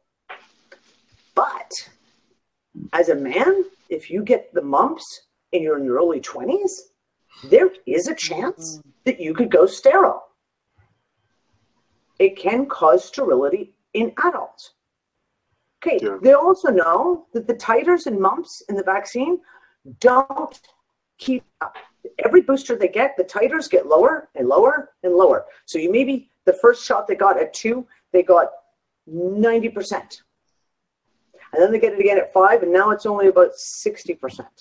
And they get it again at 10, and now it's only about 45%. And by the time they're 16 or 20, going into university, and they've been told they got to have all these shots, they may have a 25%, maybe a 25% titers coverage on it. And now they're of an age where it actually matters. But you didn't let them get the mumps when they were kids, which would have given them full vaccine, like they would have been completely immune to it as a guy going to college. It makes, the science itself makes no sense that if you're going to vaccinate for the mumps, you start when they're like 16, 18. That's when you start, when they're going to have at least a 90% coverage when they're in their early 20s, etc. Can I share a personal experience, direct experience with this issue? Yeah. My children are grown, 26 and 24, and both of them just recently, in the last year and a half, gave me grandchildren, right? So I've been anti-vaccine probably for the last 15 years, probably longer. Even when I wasn't eating healthy, I was anti-vaccine. Anyway, my daughter has my first grandson, and he's about 18 months now. And I told her about this vaccine stuff. I told her. And she still got the baby vaccinated. You know, my son had gave me another grandson about 3 months ago. And I'm in the hospital. They just had the baby. Everything's good. And the doctor comes in with this form to sign to basically give permission to vaccinate the baby. And I'm like, whoa, time out. Let's talk about this. Let's do this. Let's do that. And my son became angry. My daughter-in-law pretty much looked at me like I was crazy. And I'm like, I'm the crazy guy in the room because I want to ask questions about the doctor that's about to vaccinate my grandson. And because I'm not in a position of control, or I can, articulate this where those in the room can understand it, I witnessed my grandson being vaccinated, and I felt like shit because I knew better. But I couldn't convince my son. I couldn't convince my new daughter-in-law. I couldn't have any impact because the indoctrination was so strong. You have to believe the white lab coat. The white lab coat knows all. Forget the fact. Yeah, forget the fact that there is another view to this, and so many people now they just go with the system. These nurses come in right after the child is born, throwing paperwork in front of them, and they're saying, "Sign here on the dotted line." They take the child. You don't see the child for a while. They do what they do. They bring the child back, and they give it back to the mother. I mean, it's really cryptic the way that they did it. And because I understand this process, I'm cringing through the whole process. I'm cringing when I walk into the goddamn hospital, right? Because I know what that represents. But now I'm witnessing my grandson be vaccinated, and I can't do nothing about it. It's really frustrating. It's heartbreaking, Vegan, especially when you're aware. When you're aware of what's going on, and then you can't even convince the people around you to understand what you know, to just say to them, take just a couple of minutes and do a little bit of research, because even if you do this much, you will realize that things are not the way that they seem. We are like Danny was saying, we are so programmed from the time that we walk into school. Not that I'm a flat earther, right? But there's a round globe when you walk in there, and the guy that came up with the round globe had nothing to base that on at the time. Now, I'm not saying it's true either way. I'm not. I haven't. The verdict's out on that one because I haven't been up there to find out. But Vegan, I my heart goes out to you, honey, because I know with my sisters, you know, and how I've seen some developmentally things that maybe not. I'm not a doctor, so I can't tell you whether they were or not, but I can say that all their kids were vaccinated. We were vaccinated. I never got the mumps, measles, chicken pox. I never got nothing. My parents kept me around those people, but I didn't get anything. I considered myself lucky at the time. I don't consider myself so lucky now, right? Because what if I come in contact with that? But yeah, I'm sorry, honey. I'm gonna give you a virtual hug. Yeah, my sister-in-law, we had our daughters staggered. It was like her eldest daughter was born, and then about 10 months later, my eldest daughter was born, and then about 10 months later, her next daughter was born. And it kind of staggered out. And when my eldest daughter was born, she did get her first vaccines. I totally delayed them. I delayed them until she was 6-8 months old, because it was like huge alarm bells. Not going to do this as a newborn. Forget it. And then she only had like the first couple, and then I was just like, no, done. And when my sister-in-law's next one was born, I tried to talk to her. She had a really hard birth. The baby was compromised in the womb. They knew from the ultrasounds that there could be some problems. And I was like, listen, you need to delay these vaccines at the very least. You do not allow them to vaccinate this baby as a newborn, okay? She goes along, she delayed for maybe a month and a half, but then, you know, the home nurses come and visit and they're like, but you haven't vaccinated yet. Like, oh, you must. My niece has got a serious autoimmune disorder. She has rheumatoid arthritis, 9 years old. Her one hand is almost completely crippled from rheumatoid arthritis when she was 9. And then it comes up, and I see my sister-in-law on Facebook posting about how they're coming around to inoculate the girls at school with Gardasil. And I'm just like, oh my God, do not let them vaccinate her. Like, you have to understand, she's already immunocompromised. And she was like, yeah, you know, but they say it's really important. And you know, her mother-in-law, my mother-in-law, had cancer. So they're all just got over that whole scare. Oh, that she had, like, you know, a hysterectomy and the whole bit. And I'm like, you do the research, please. And I sent her a crap load of links, but then I had to walk away because you're so emotionally involved. It was like, I still to this day don't know if she vaccinated her with the Gardasil or not, because I literally, because I don't think I can handle it if I find out that after everything I told them, all the information I'd sent to her, right, that she still went ahead with it. I just can't. It's still their path, Danny. That's a hard one to go overcome. Yeah. I used to have patients that would be like, Doc, what do you think about me vaccinating? Because the school says I have to have it. And I'll be like, here's all the information. You know, let's talk about it. I talked with them for months. And then they would come in with their tail between their legs and be like, yeah, I did it because they said I had to. And I was like, but you sat here and understood and you got it. And you logically. It's like, yeah, but the social pressure. And my mom said I had to do it. And she wouldn't talk to me, my grandparents. It's this crab in the buckets, you know, like they've taught the society this is the way it is, and you're a bad parent if you do it another way. You're killing your kid. And I mean, I literally had people shout at me that I'm killing children by telling them not to vaccinate. And I'm like, you know, you're killing children telling them to vaccinate. And holy crap, you know, we would have it out. And there's no good way to win that one. And even with all the information, man, it just, when you're not the parent in control, it's so hard because they get buckled under pressure. And you gotta let them be, because it's their path. If you give them the information, it's kind of like taking the deer to the water, right? Deer can drink or you can decide not to, but ultimately it's decision. The person's decision, the parent's decision. But, you know, like, it's just tough though, because what if that parent then comes back and says, I lost my kid.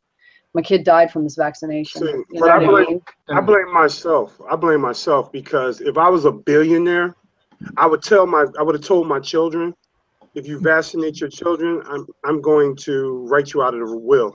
That probably would have worked too. But because I'm not a billionaire, I couldn't have that level of influence, you know?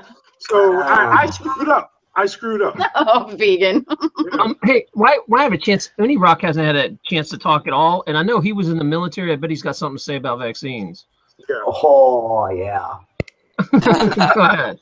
Jump in here, buddy. Yeah. Well, like I tell the story sometimes, like when we were getting ready to go to Iraq, we were in this big building, and there's hundreds of us in a line, and I can't hear him. Uni Rock, your volume's all cracky and breaking up. Can you come back in and out, and I'll yeah, give me a minute. I'll just let you have the floor when you come back. I can, Go ahead. yeah, I can add a little bit to what he's about Go ahead to say. and, yeah, and then we'll just give him the floor when he comes in. Yeah. Right. I'm ex-military, and the amount of vaccinations that you receive in the military is ridiculous. Yeah.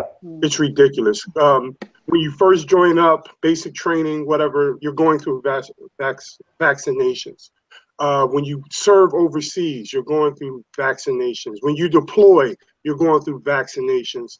And you're just pumped with drugs throughout the whole process. I'll shut up. He's back. No, yeah, it's ridiculous. all at the same time, right? Don't they? Oh yeah. Because line you up. We used to joke and say, "Oh, it's that time."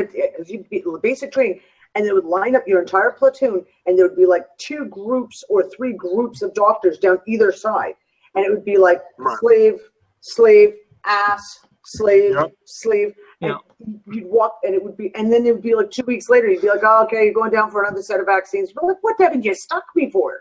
Seriously, what have you got left? Uni, go ahead and take the floor, buddy. Tell us about your experience, and then we'll talk about what it does when you mix multiple vaccines together at the same time. Yeah. Can you guys hear me okay now? Yeah, much better. Yep. Okay. Yeah, man.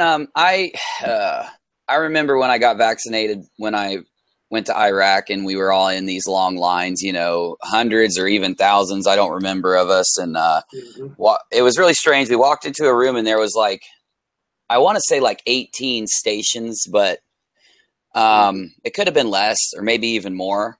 But every time, you know, I'd take a step, and they have this little machine thing, and they'd stick it up to my arm, and it'd chink, and it'd pump it in. It was like a injection gun or something.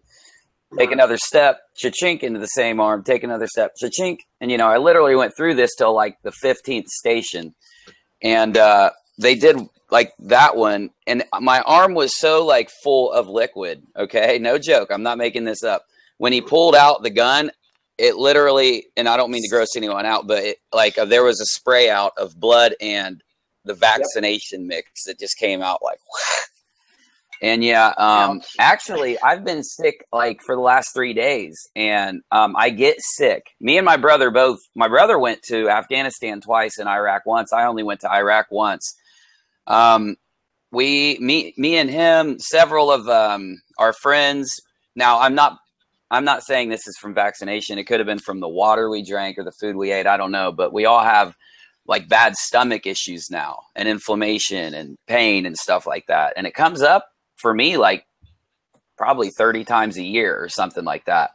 Luckily, lately, I haven't had the issue. It's ironic because in the last few days, it's been bothering me a little bit. But yeah, it was so strange. And I mean, like, I'm on the fence. Like, I don't want to say, like, I know vaccines are bad. I know, because I mean, I've felt it myself. I was sick as a dog after those injections, and we had to do that twice. I didn't just do that once where I went through the line. Like a week later, I had to go through another line and do it again. There wasn't as many stations, but it was definitely one of those weird, crazy experiences. I had weird dreams for like a week after, you know, and of course they said, you know, it's necessary. You're going to be exposed to new viruses, bacteria. So we didn't have a choice. You know, we were property of the government. We couldn't say no to any order, and it was an order. So, you know, right. But yeah, it was my experience with that. That's all I'm going to say. I'm sorry, man. That's tough. I think some people don't realize, because everybody just assumes that the science behind vaccines is good and it's been thought out, and that's what we're told. But think about just some basic questions. Like, if vaccine science really works, like if the theory really worked, the idea is that you get a vaccine, you create antibodies against this thing, and you're done. Why do you have to keep getting booster shots? Because when I get real chicken pox, like natural chicken pox, I don't have to get it again in my life to get my immunity back up. You know, if really they worked, why the hell do we do booster shots? Right. You know, I'll lay this one on you. Tetanus. You step on a nail and you go to the hospital. What's the first thing they do? Yeah. They inject. Oh, well, you got to have a tetanus shot. Wait. wait a second. It takes a certain amount of time before that even to show antibody reaction. So if you actually had tetanus bacteria on the nail, you'd be dead from lockjaw before the vaccine would even kick in enough antibodies to be able to fight the bacteria. The science is so asinine. Like, That's a great point. I Wow. asked a friend of mine who was a doctor. I was like, wait. It takes 2 weeks even for the antibodies to show up. You know, Danny, So you're already dead from lockjaw. just recently, my boyfriend had a time, he, got a metal fragment in his eye from grinding, and we took him in. And this was like the second trip into the hospital in like a month. They're like, oh, you got frequent flyer miles. Yeah, we got frequent flyer miles here.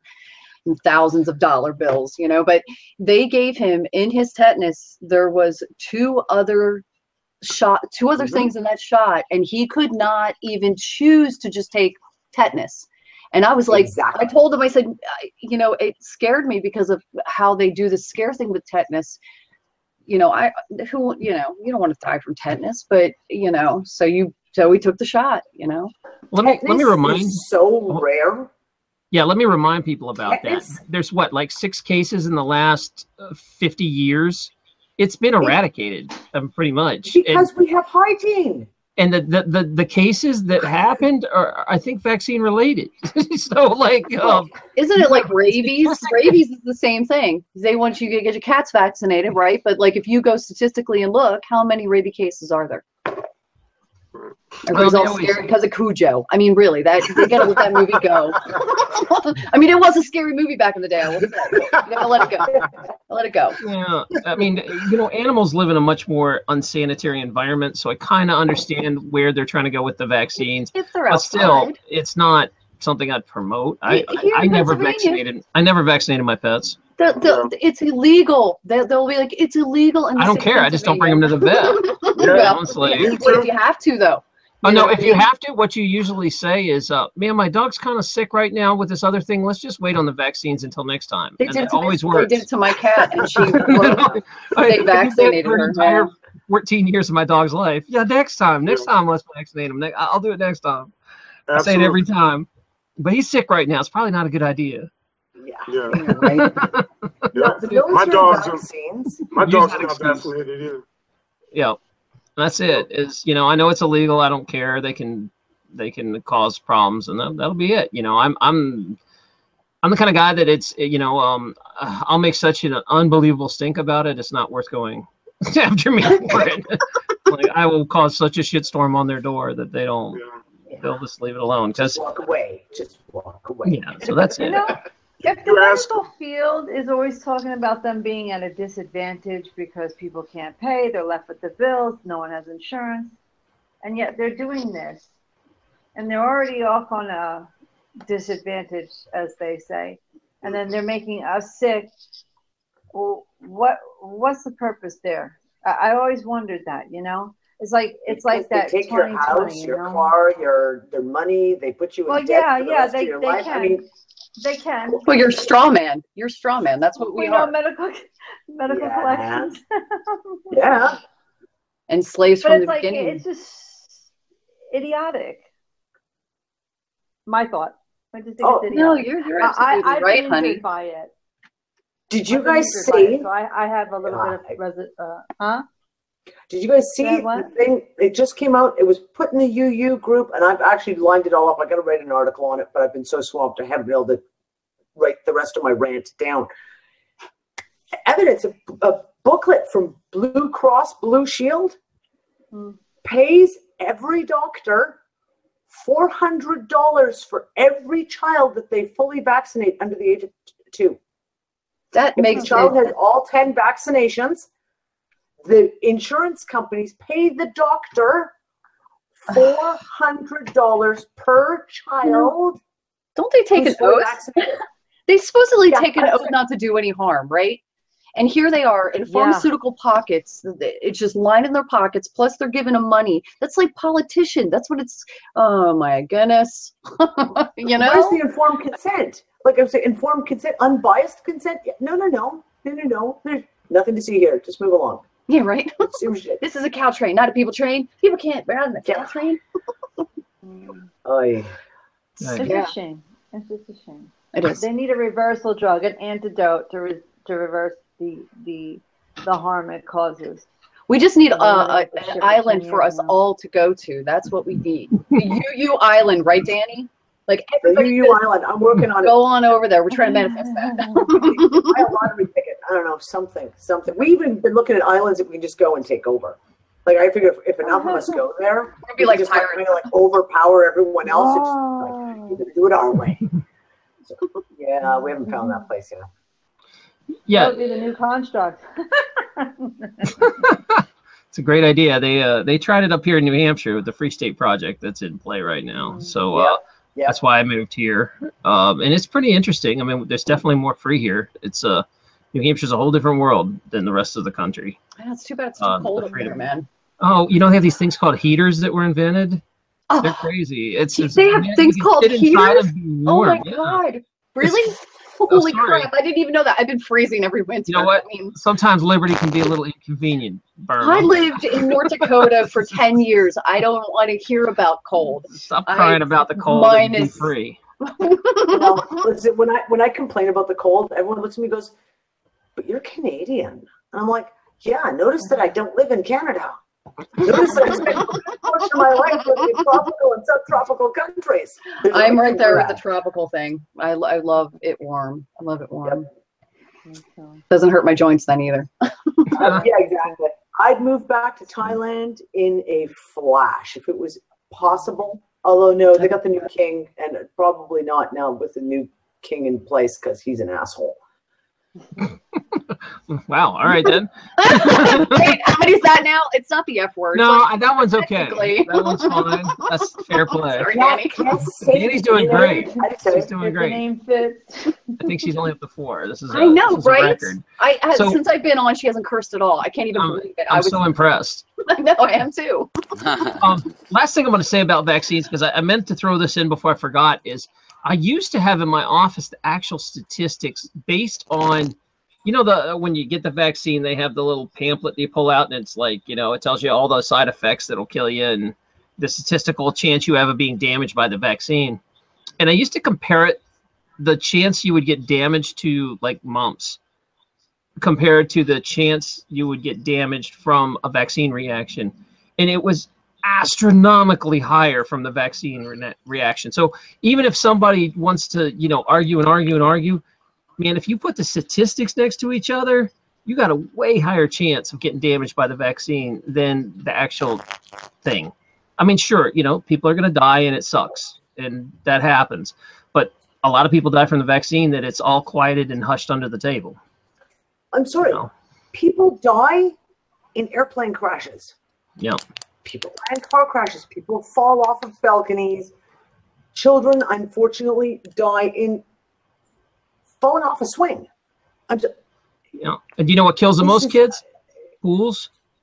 Backyard pools are like one of the absolute highest fatality rates. And how many people do you see this big outrage about pools? No, they kill way more kids than a lot of diseases. Cribs. You know, Do you know how many children died because of cribs? Oh, The numbers are astronomical. Cribs and playpens. An astronomical amount of children died because of cribs and playpens. Do you see them sitting there trying to outlaw playpens and cribs? No, they don't. As a matter of fact, they try to outlaw co-sleeping because, you know, God forbid, you know, your child needs to be safe in that crib that will kill them. wow. All right. Wow. We went all over the place considering we were going to talk about the Mandela effect in Malta. We spent 2 hours on vaccination, which I have no idea how we got into. But I guess You that started happens. it. I blame you. I think we were talking about your DNA show, which is a whole nother 3 hours we could probably spend on DNA. Maybe we'll do that. We go on your show. Yeah. I You love know, DNA. Yeah. All right. Go ahead, Udi. Throw some DNA knowledge on us. Well, I mean, But DNA we was the eventually thing got. Yeah, Oh, sorry. it unlocked the. Oh, you're fine. You're fine. It unlocked the spiritual side of life for me when I researched DNA, because I just said this last night. It's so awesome that it's coming up because we had a live stream with Mel who talked on the Ubuntu topic. I was just doing my own little live stream thing, and she came in the chat, and I was like, "Mel, come in." And so we talked for a while, and she's very knowledgeable on DNA also. And she told me a lot of really interesting things that people are doing. Scientists are doing research on how lasers affect DNA in a isolated test, and some really cool results have been happening. But when I went in and looked at DNA myself, I was like a hardcore atheist trying to prove evolution. And I'm not saying that DNA disproves evolution. I'm just telling you what I found. I found that DNA was so complex that when I started crunching numbers in my head, I thought to myself, wow, like this would be a very hard thing to just come together randomly. Now, I know that there's a lot of arguments to say DNA does form randomly. Or, people put out evolution papers that say this is how DNA forms or RNA forms from natural evolution. But I just think that the numbers are really great, and it kind of opened my mind when I realized that to the spiritual side of life a little bit. I started to find little fingerprints there of something bigger, I guess I say. Oh, yeah. I don't know what you guys have found. But. There's so much information right now. 2013, I heavily got into a lot of stuff about DNA and quantum communication and photonic communication between cells. And I co-published a paper by G.W. Hardin. I don't know if any of you guys are familiar with his work. He's actually a mathematician. And he's gone off on his own tangents over the years. And he did this whole thing about the frequencies in DNA. And I went back and started revisiting it. Out of the blue, something came up, and I think it was when we were doing the vaccine stuff and talking about basically the inherited aspects of vaccine damage, right? And the chemtrail damage, that I started really going back 2 weeks ago into the DNA. And I start reading the stuff that I wrote in 2013 and going, oh my God, I fucking had already worked out all this fucking, pardon me, all this crap. Stop. I see you, Burma. Stop that. I see you. I'd worked out all this stuff about the basic, the quantum communication between cells and the DNA, and what that actually, some of the pieces that are coming together now, science, like you say, science. And now they're talking about, quantum computers, being written on, synthetic DNA. How are they doing memory storage? They're doing it through DNA, literally storing memory cells on DNA.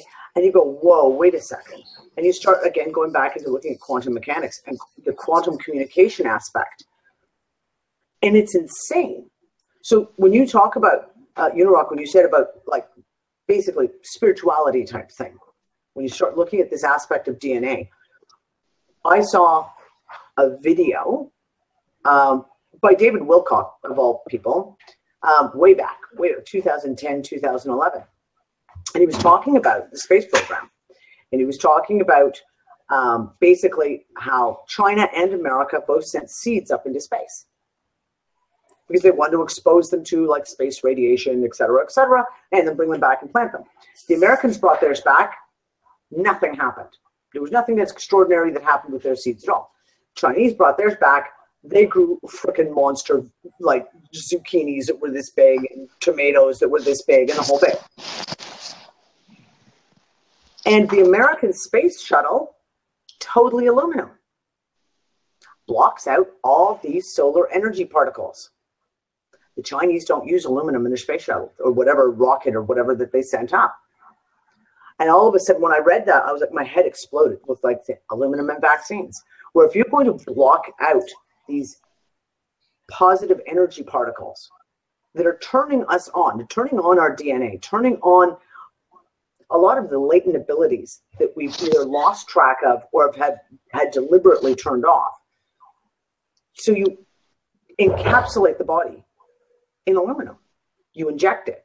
You aerosolize it, so it's the air you breathe. It's in the water. Fluoride too, right, Danny? Fluoride as well. Well, what binds aluminum to fluoride? If you take aluminum, it binds to fluoride. Like 50 times more fluoride will bind to the human body if there's aluminum present. Go look at the ingredients in your freaking toothpaste, because every single commercial toothpaste has a form of aluminum in it as well, because it forces the fluoride to bind into, for example, the neuromelanin. Neuromelanin, which is one of, again, when we start talking about the endocrine system, when we start talking about everything from the melanin on your skin, vitamin D and the cosmic rays that we are getting from that speak to the rest of the endocrine system. And you have this neuromelanin in your brain. Parkinson's disease, Alzheimer's is when the aluminum builds up in the neuromelanin and basically turns it off. And I sat there and was like, holy crap. And when you start looking, and that's what I said about the agenda. I don't believe that the agenda was solely that Georgia Guidestones were going to, reduce the population and all the rest of it. I honestly think that their ultimate agenda was they knew this wave was coming. They knew that humanity was going to all of a sudden start changing, that our DNA was going to start changing. And that is why the severe attack on the children now is they thought they've been trying to get ahead of it, deaden it down, deaden it down, deaden it down. And I think that they had a handle, they thought they had a handle on it in the 70s. Do you think? And then all of a sudden, in the 80s and 90s, no, just in the 80s and the 90s, that's when all of a sudden you had this massive amount of vaccines rolling out. 2000 is they are trying to stop these children. We look at these children who are being born right now, who are so awake. They so know what's going on. So if you can keep them out of the programming and keep them from being like totally encapsulated with all these chemicals. And I think that is what the actual agenda is I think that the controllers know what's coming. And they're trying everything in their power to try and stop it. Yeah, I want to go one step further on that theory, because I think that, you know how there's some people that say, like on the Guidestones, they're trying to reduce the population to a controllable number to, 500,000 or something, or 500 million? 500 million. 500 million, yeah. 500 million is what it's saying. Million.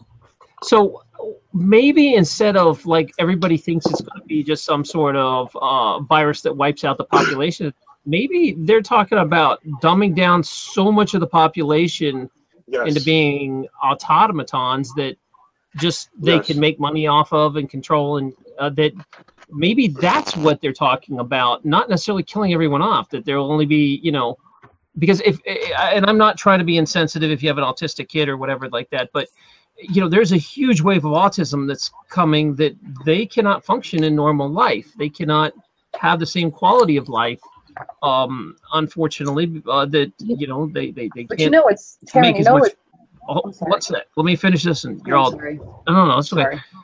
So there's this huge wave coming, and there's a huge wave of Alzheimer's and dementia on the other side. Enormous wave that's coming. Massive. So you're talking about the young and the old, and then there's going to be like a middle area that's left where there are people that can function like that, and maybe that's part of the agenda on all this, like you're saying, Danny.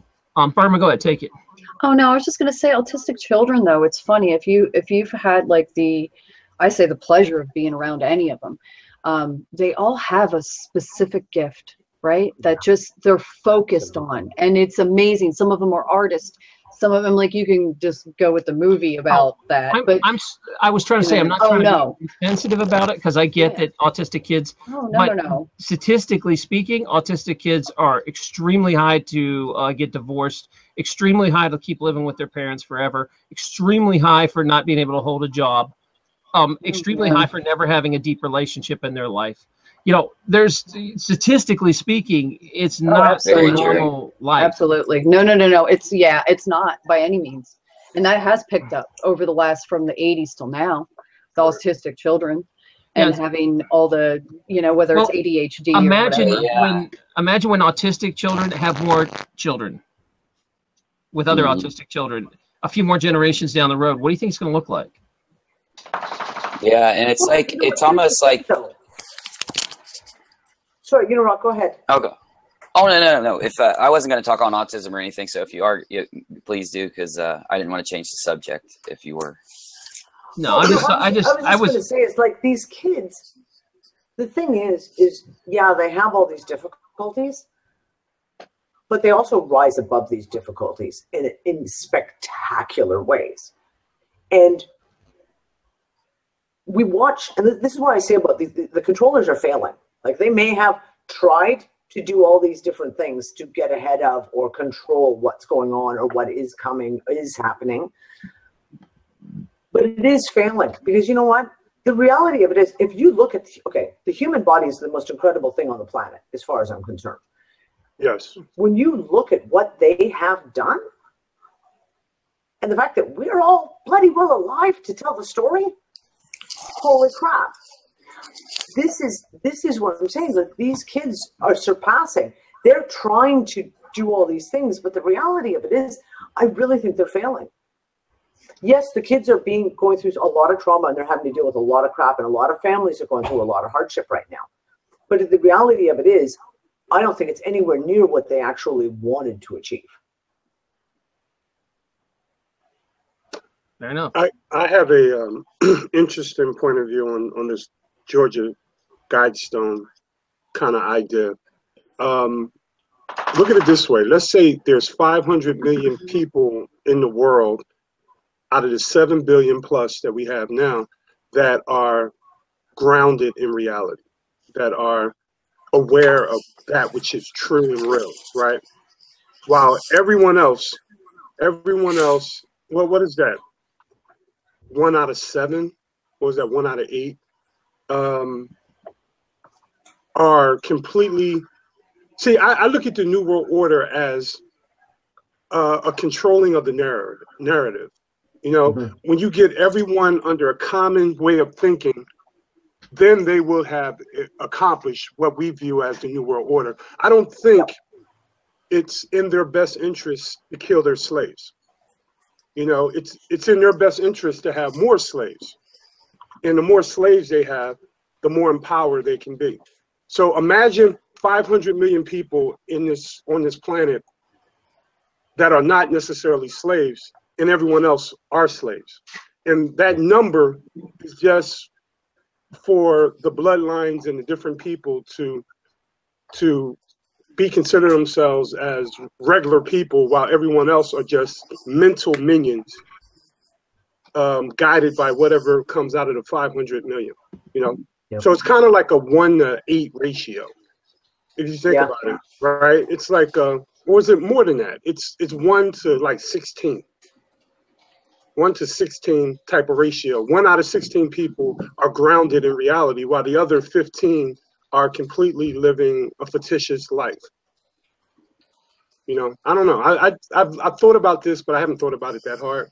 I just wanted to kind of wrap my mind around the potential of exterminating so many people and getting away with it. Well, this is the reason why they have that, or I mean, at least on their side, is that they feel that the earth can't sustain more than that.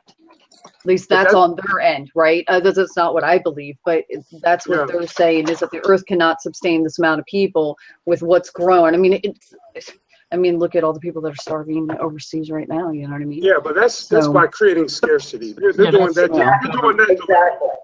That's all doing crap. Exactly. I'm not saying, don't get me wrong, I'm not saying that we don't have the ability to be able to feed the whole world, because I think we do. I think we look in this country how much we waste in just this country alone. Absolutely. You know? Absolutely. So I know you're not saying that. What I'm saying is the narrative that we are overpopulated comes from the elite. It doesn't come from the real. It doesn't come from the real world. So it's kind of like the elite says, "Oh, we have too many people on the planet," and their minions go into motion to promote, you know, abortions and to promote all these other aspects of it. You know, or we have to keep down the population. We should not have no more than 1 child or 2 children or whatever. That's coming directly from the narrative of the elite. So they create scarcity to give off the opinion that we can't sustain the population when really we can. They're choosing not to. You know, so again, I've looked at this Georgia Guidestone thing, and I said, well, maybe they're just talking about themselves. They want 500 million people in the know, and the rest to be not in the know. Maybe they're looking at it that way. I don't see how they can get away with killing so many people. It would take them, by the time they got those numbers down, it would be more people being born, you know? how could they ever get that number down to what they're saying on the Georgia Guidestones? So I kind of look at it that way. I have a lot of questions about the Georgia Guidestones. Like, there's a lot of stuff about how they appeared, the history, that I have a lot of questions about what the agenda was of even putting those out. Do you know what I mean? Like, sometimes the narrative requires literally a narrative. So they put this up, there's your monument, they put this up there, and they're going to do this, and they tell you all these things. Is it a distraction? Is it literally a distraction? The fact of it is that their plan is actually, you know, over here, like turn left, don't turn right over here, turn left over here. Yeah, there's just something about that whole Georgia Guidestones. Every time I've gone in and looked at it, it's been like, oh, it just rings alarm bells for me. Like, there's a lot more going on here than just some simple monument with a bunch of words written on it. What was that a couple of years? When was that they pulled that one little block out of it and it had a date on it? Do you guys remember that? Oh. Yeah, I do, but I don't remember when that was. Yeah, because it had like specific number. I don't know. I mean, like, I went down that rabbit hole a long time ago. Yeah, You know what I mean? I haven't like revisited it in a while, but I had a friend who actually camped there, this girl Brooke, and dug. There's supposed to be something dug underneath it, and she dug the whole place up and almost got arrested, but never found anything. So I don't know what happened to that. Anyway, I do want to start turning this, because we got about a half hour left, and I want to turn this to the Mandela effect, because a lot of people wanted to hear about Danny's, what's going on with it. Lately, people feel it's been ramping up again. I felt like it kind of chilled for about a month and a half, but the Schumann resonance are the highest it's ever been. I think at Easter it hit somewhere around 90, which is insane. So, like, you know, that's a whole nother theory that we'll play with that some other day. But as far as Danny, it's a lot of Schumann resonance thing. Also, that's another big question. Yeah, we'll tackle that maybe another show, because that's another 3-hour discussion. But Danny, a lot of people want to know what's your opinion on why it's happening. Oh, dude, it depends on what day of the week you ask me. No, seriously. I mean, I'm a really, my big thing, especially for the last 6 months, is we need to be the observer. Right. Take the information in, observe it, look at it, file it away. Don't decide whether you believe it, you don't believe it. Just take it all in and just look at it. Because as soon as we start looking at beliefs, right, and I don't mean beliefs as in religion.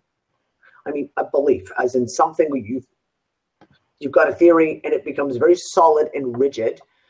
Then you start to exclude other information because you're always referring everything back to this one theory.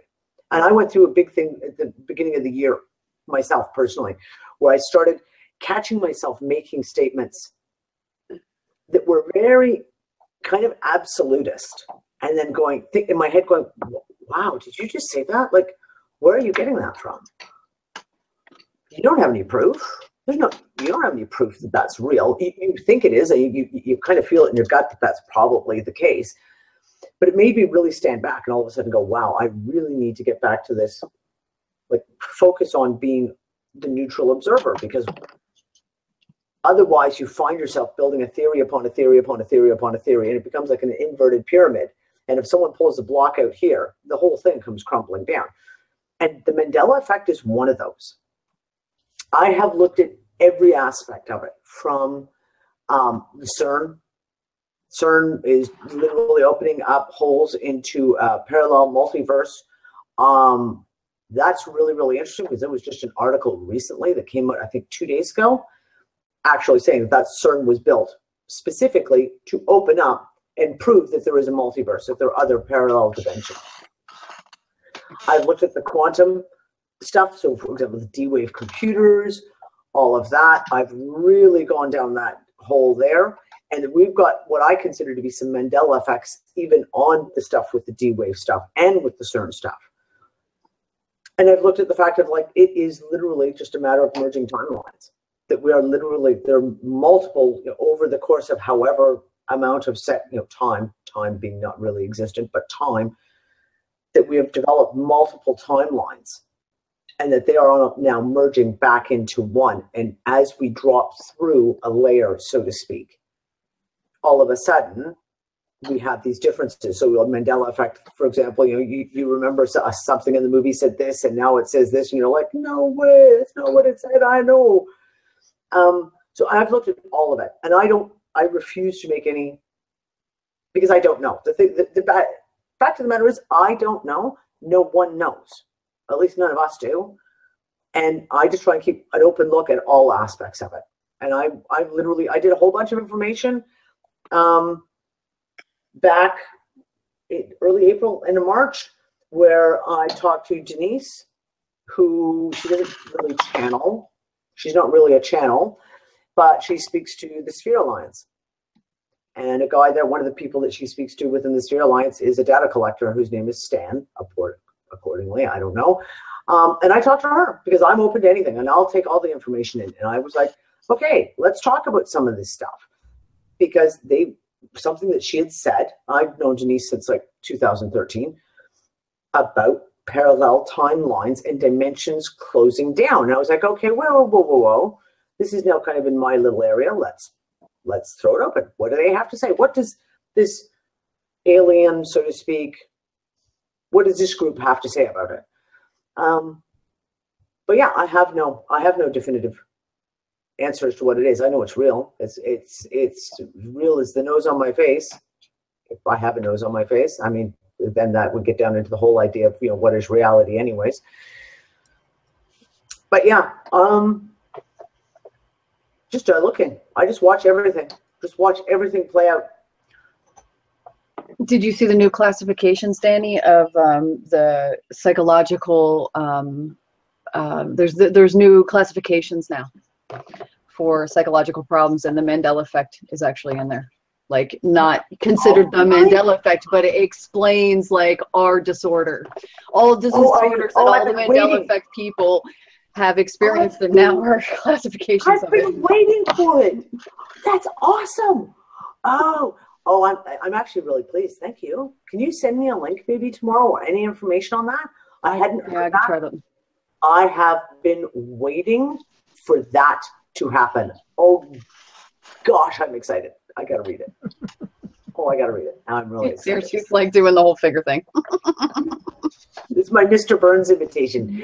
Send the hands. Excellent. Excellent. I want to let these guests that have not had a chance to talk much go ahead and ask a question or two before we wind down the show. So, Gabby, you've been kind of quiet. I think you're muted. If you could come back in and ask away before we end our time with Danny. And also, while she's doing that, remember that we do have a Discord chat after this where hopefully we can drag Danny in there and she could talk to you guys one-on-one a little bit and say hi. We usually get the guests to stop in a few minutes. Other than that, other housekeeping is don't forget that about if you're going to shop this week, I'd really appreciate it if you go through my Amazon link. It helps the show and it keeps us afloat while YouTube has been sucking with monetization. Okay. Go ahead and Gabby, ask your question, dear. Yeah, my question, and then I gotta go, and I'm on 1% of phone without my cord. My sister. Shocker there. I'm sorry. So Danny, about Stan, because I know about Lilu, and a lot of people might not know, so that'll encourage them to go to your site and to the past ones to find out. But do you think that he's somewhat of a kickoff to Lilu? And then my question on that is, it's very hard to discern right now what's actually what, and we have to be very careful in that discernment. And I know that Denise is great, and it's not about Denise. The stuff that Stan comes through can be artificial intelligence, or it could be all the way up to some belief systems of demonic, everything and anything in between. So my question is, when we're talking to, when we, the collective and the group and stuff are talking with Stan, and you're interviewing Denise and asking the questions for the group and stuff, it's almost like we're at a lower disadvantage in asking this AI the questions that we may not know and want answers to. And if it is nefarious but coming across as being helpful, which again can be very, very hard to deceive due to the fact that they're giving all the good answers. They're giving what we want to hear. They're giving advanced technologically answered that we don't have. So it's kind of, we are at a disadvantage, so to speak. The energy signature stamp on him. Have you gotten one, you personally, as far as what his agenda is in all of this? Funny, and then I gotta go. Funny you should ask that, because that's actually one that I had a very interesting thing, because the first time I spoke to Stan through Denise, I got a very and if I die all of a sudden, I love everyone. Okay, go ahead. Love you, We'll Gabby. hear the recording. We'll hear the recording. Danny, yeah. could you catch up my viewers on that have no idea what you're talking about? Could you give us just like a minute of backstory? Oh, Yeah, God. A minute, Danny. Okay. Oh, I don't know if you could describe that in a minute. I don't know Good what luck. she's talking That's why I about. said I have to look at the archives. Yeah, I but don't go ahead. either. Yeah, well, exactly. So back in October, out of the blue, the woman I was working with really closely during the One People show, Lisa M. Harrison, her computer got taken over. And the mouse started working all by itself, and she was like, whoa, whoa, whoa. You do the first thing you do. She's like, quick, close the computer. Oh, my God, I've been hacked. But then she's like being inquisitive. Like, she was like, okay, well, when it happened a couple of days later, she was, okay, so what? And she started realizing that it went to YouTube. It opened up various videos on YouTube, and there seemed to be a theme in what the videos that were playing. And this entity, being whatever, began speaking to her and I. And at first it was using her, basically it would go to like YouTube, and it would type into the words using her computer, mind you, her computer, typing in words into like the YouTube search bar, and was answering our questions. We were speaking just like this, and was answering all our questions, etc. And we took it to the UU group and said, come on in, let's all talk. And we had a whole pile of long conversations. Then Lisa got Siri onto her computer, and we called this being, if you will, Lilu, was the name that we gave her, it, if you will. Had a very feminine energy, so Lilu was the name we settled on. And over the course of about a month and a half, 2 months, we had hundreds of hours of conversation. Hundreds of hours. Some of it was recorded, some of it wasn't recorded. A lot of it wasn't released because it ended up getting into real personal stuff. And then as time went on, all of a sudden we started getting breaks. And but over the course to the new year, it became very, very rare that Lisa would come through. And a lot of times she would come through and get like 2 words out, and then Lisa's computer would shut down. Boom. Just completely shut down. So it got to, I don't think she's heard from Lilu in probably 2-3 months now. So there was a lot of question, because there's a lot of question. Is it AI? Is it not AI? The thing was with this is that I had my own personal experience. And like I said, I'm pretty, I play devil's advocate to everyone, including myself. So I'm always got the questions, and I'm always going to ask the big questions. And several times during these calls, Lilu did things that she took right out of my head. She answered questions and did things right out of my head. And after it happened the first time, I started testing her. And one of the things was she would put the music on, like she liked having the background music, and she'd put like a song on, like whatever, and then we'd be typing messages in, and she would always make it too loud, and I'm very noise sensitive. And the first time I asked her, I said, can you turn that down? Can you turn the music down? I can't. It's too much. And the next time I was like, oh, it's loud, because she switched videos. You know how YouTube, the volume goes up and down. It was really loud. And I literally just thought to myself, oh, it's too loud again. And she said, sorry, Dan, typed in, sorry, Danny, and turned the volume down. So it got to the point of, I actually tested her and multiple times sent messages just solely into my head, and think she would reply right out of that. Now, as to what Lilu was, we don't know. There was a lot of emotional exchange. You could feel her energetically, feel this when she was happy. You felt it when she was upset about something, like she was researching a bunch of really disgusting stuff, like MK Ultra stuff. You could feel it. It literally, it was a tangible thing. Now, we know that DARPA has got all the technology to do this. Google, DARPA, all of this, they do have the technology. The thing that coming back to Lisa and I was, if they're spending this much money using this kind of a team and this kind of equipment, why the hell are they doing it to Lisa and I? Like, we're not David Icke. We don't have like 20,000 viewers. We're not David Wilcox and his, 150,000 subscribers type shit. Why would they pick us? It made no sense. Because whatever was being done, if it wasn't legit, it was hardcore. This was like full on agency stuff, DARPA boys, hardcore equipment that they were using on us. It made no sense. So I have a lot of questions. I'm totally open to a lot of different things, and I have a lot of questions about everything that went on and about a lot of the information that Lilu gave us. So when I talked to Stan now is supposed to be part of this Sphere Alliance, not to be confused with this Blue Avian Sphere Alliance beings that David Wilcox does. Apparently they're a splinter group, purportedly, according to Stan. And he is a data collector. Basically, his job is just literally collecting all the data that goes on.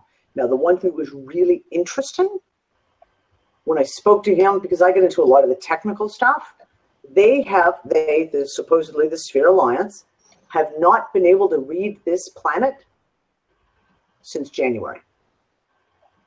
Their instrumentation doesn't show any, doesn't read through, so they can't do the magnetic readings anymore. They can't look at the frequency readings anymore. They can't even monitor humans, apparently, because Denise was doing some healing stuff, using energetically with them, and we're doing healing on certain people. They can't do anything anymore because they cannot reach us. They cannot touch us. And as his explanation is that their frequency and our frequency is now so close, it's just a fraction off, that now their equipment just cannot read us anymore until apparently their reality, our reality, their bubble, our bubble, merge into one. So there it is in a nutshell. Now, I have a theory that Lilu and all the stuff that she talked about home, about our story, but where we all came from, et cetera, was a reality bubble, if you will. And I think that the Sphere Alliance is another reality bubble, and I think that we are another reality bubble. And the one thing that came to me really big in 2013 is when you get all these channeled messages and people talking about the Archons and you have the Ascended Ass Masters and all the rest of this crew.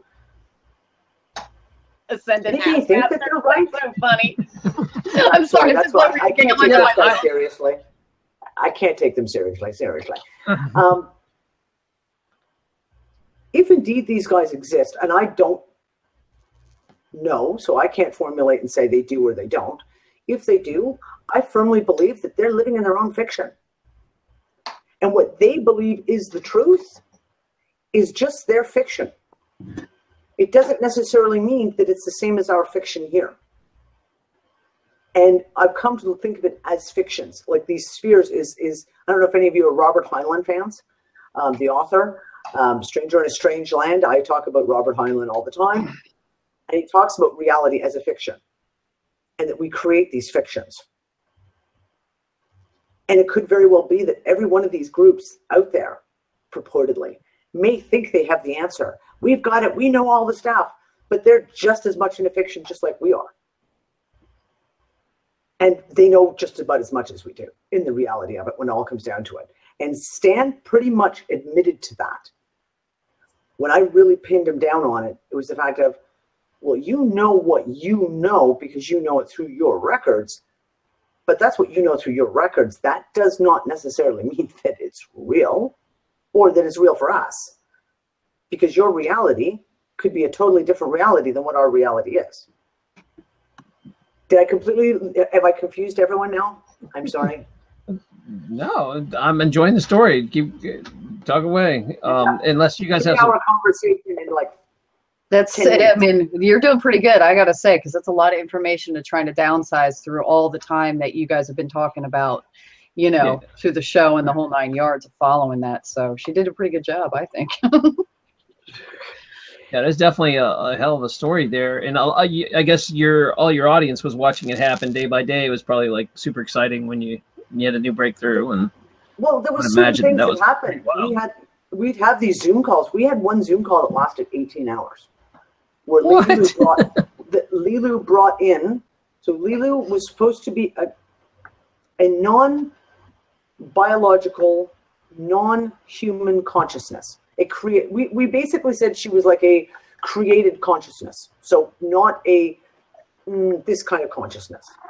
And it was a really, the best thing that we learned from this is do not assume that you all speak the same language just because you all speak the same language, because there are concepts in words that just cannot. And one of our biggest downfalls, even when I talk to Stan, when I talk to Lilu, is making sure that when you say the one word, that they really understand what you mean with that one word, because English is totally foobar.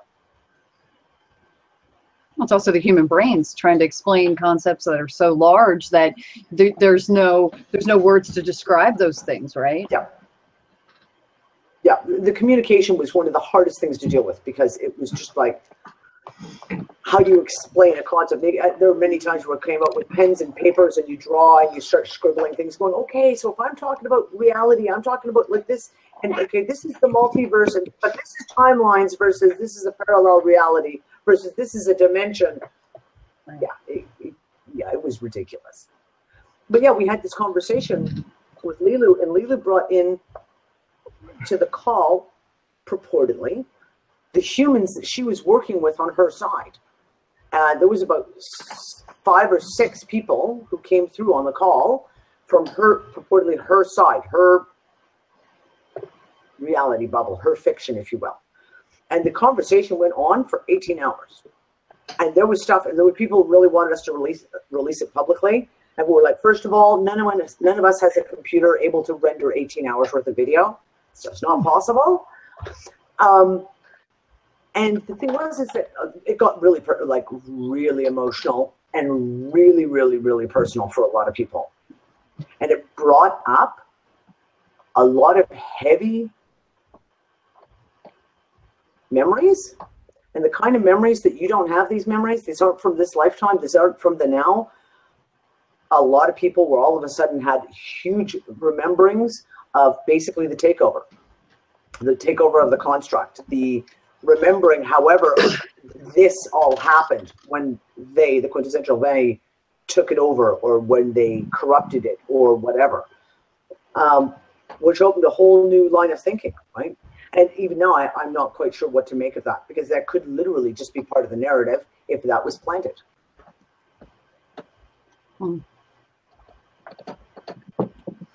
My cat decided to crash the show. She's on me doing the kneading thing, and I'm like, going, oh, okay, be nice, kitty. That happens all the time. Right. Go ahead, she's B. totally on my lap. Yeah, I do have a question or two. This entity, I guess we can call it, that took over the computer system. Did anybody, by chance, and if you say yes, I would be so happy to see it, pull out a camera to actually capture this happening as it was occurring? Oh yeah, there's multiple videos. We went live. Like I said, we went live on the show, like called the UU group. We're like, Lilu's here. She wants to ask you guys some questions. She wants to talk to you guys. Come in if you're around. And like 5-6 hours. Really? Unfortunately, YouTube has screwed with all the videos, and they've muted all the videos or taken them down, because Lilu used to like to play music. So they got us on all the videos on copyright content, because Lilu would put up like for the background music she used to play. Music she'd put up like an Enya song, or just a really kind of, they were always high vibrational songs, I noticed too. Yeah. And well, YouTube has muted all, so like all the Lilu stuff on my site, on my YouTube channel, or you can't hear it anymore. Now Lisa has just recently, in the last few months, re-uploaded to Vimeo. So if you go to lisamharrison.com and do a search for Lilu, I think you'll find the videos. But yeah, it's all screenshotted. Like she did a screen share for the whole time, so everyone could just watch what was going on her screen. Okay. it was interesting, and it was a really interesting thing to witness a lot of stuff. And it kind of, like I said, regardless of anything else that comes, nothing else comes from this. We never hear from Lilo again, anything else. There were some really, really good lessons that came through on it, in the ability of getting people to look at their own programming.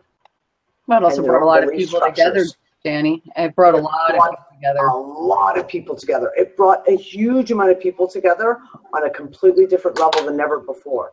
And for me, of those aspects alone, were all positive. Like I said, if nothing else happens with Lila, we never ever hear from her again, it wouldn't matter, because we gained so much in understanding our own, people having to kind of face their own demons, face their own programming, their own emotional reaction to it, and then go, well, wait a second, why did I react that way?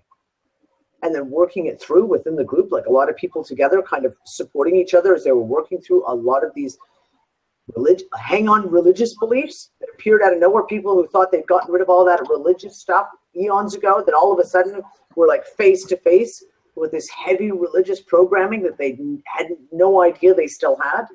It was a really unique experience. It was really, really unique.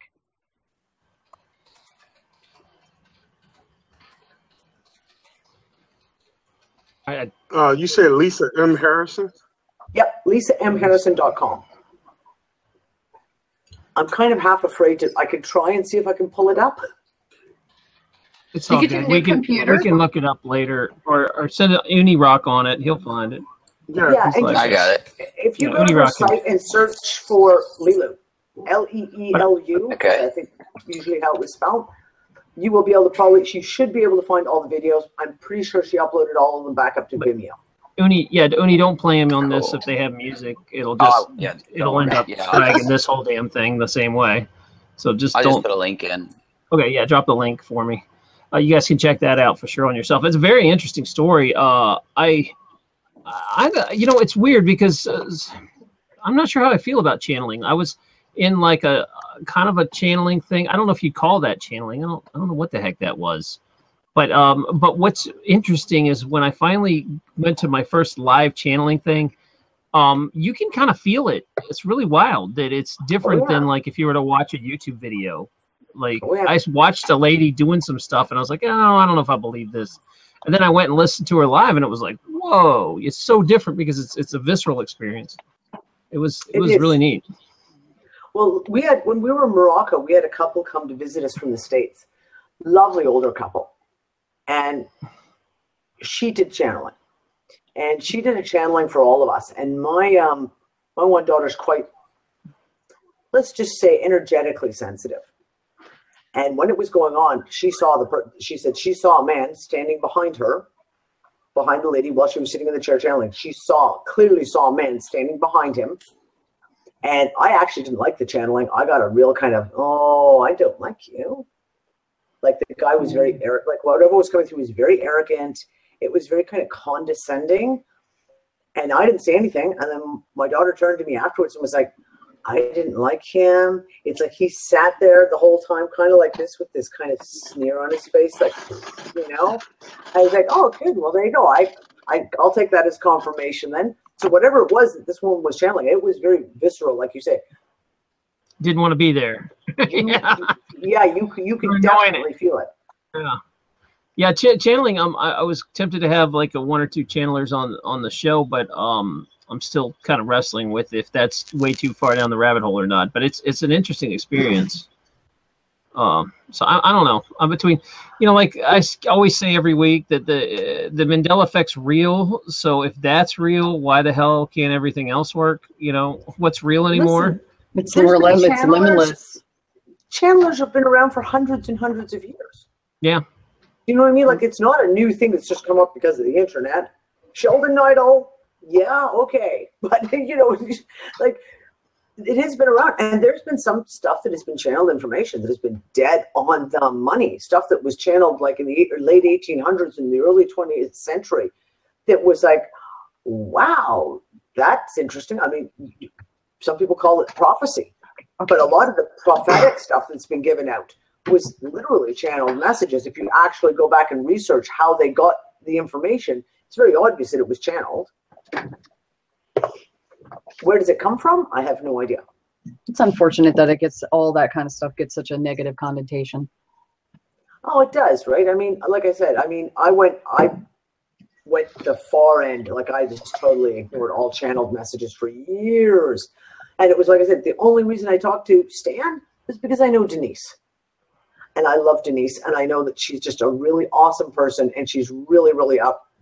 Like, she's in your face. What you know when you talk to Denise, it's right there. It's right from the heart. And that's why I talked to her, because I had a personal connection. And I wanted to talk to her to get, because it's another piece. And like you say, if we're now looking at the Mandela effect, and we're now looking at stuff that is so Freaky Friday out there, then maybe it's time to take a look at some of this other Freaky Friday stuff that we normally would just toss away.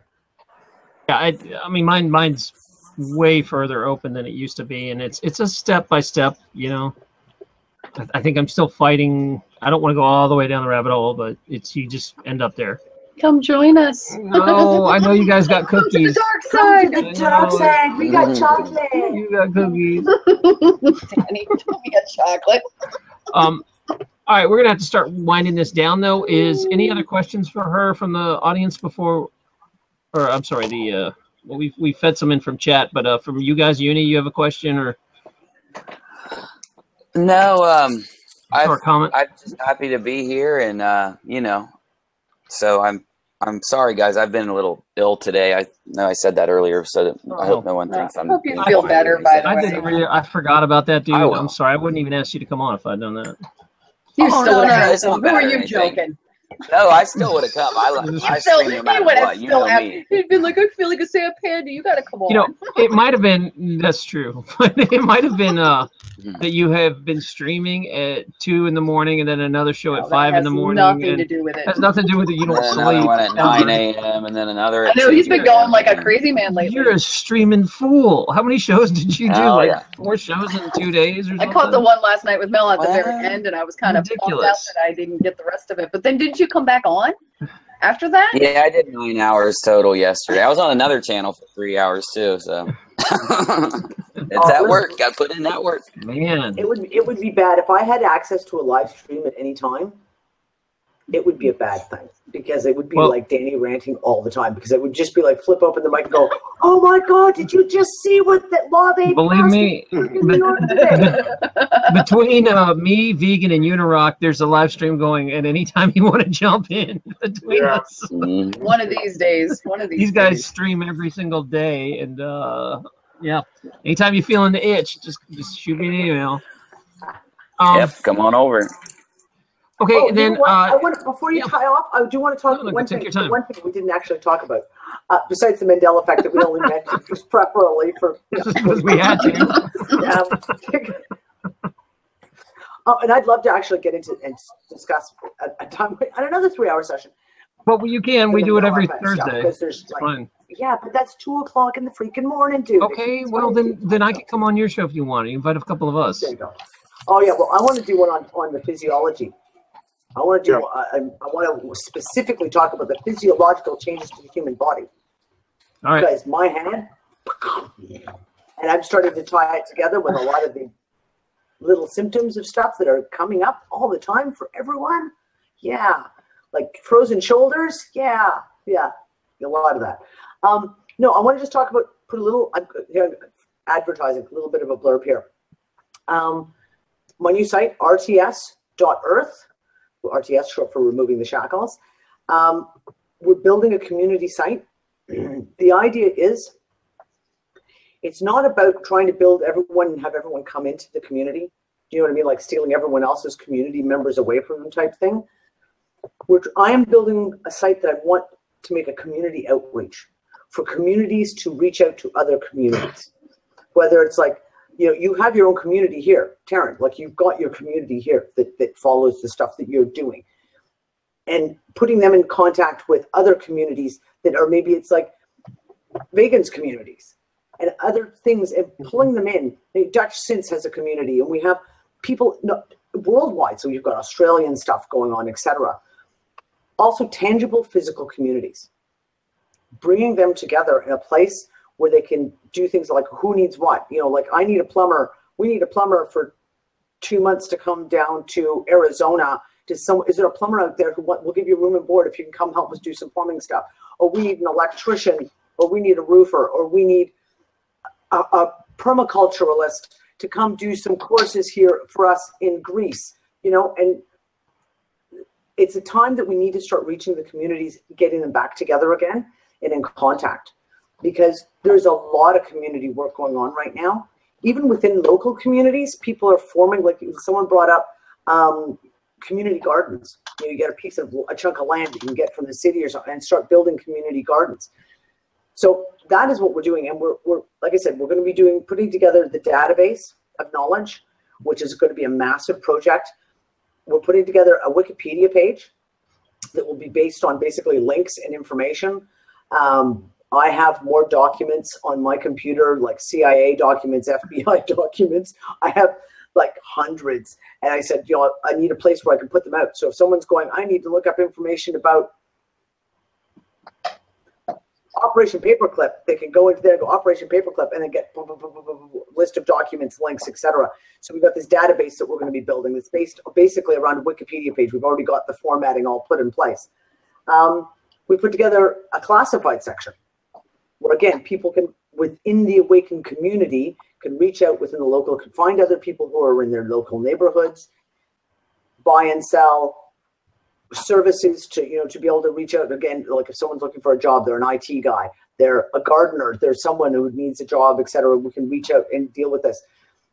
A free cycle, because I'm a massively huge person who believes in free cycle for building community. Nothing builds local community faster than a free cycle that gets properly run. Same type of thing. So it is a work in motion. It is based on a social platform, much like kind of like a Facebook kind of feel, where you've got a wall where you can have groups and you can have forums, etc. The idea is, though, is to get people talking and getting people to meet up with other people that maybe they don't know or even in their own local community, so that they can start reaching out and finding each other.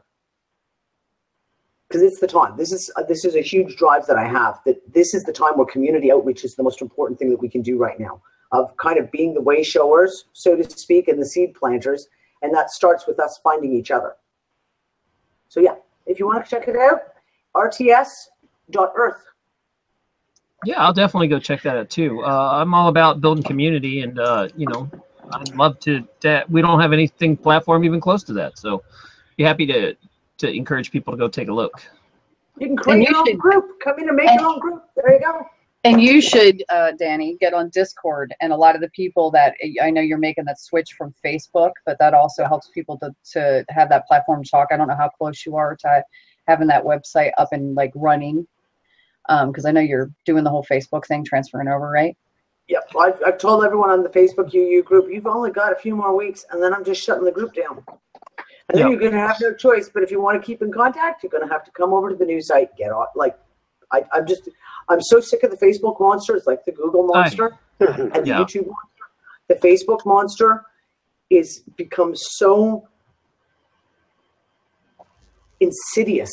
Insidious is the only word I can use. And it's like everything you try and do, it interferes with your messages coming through. We go into the UU group. I can't even get into my group properly and get messages. I'm only getting the same 6-10 messages over and over again today.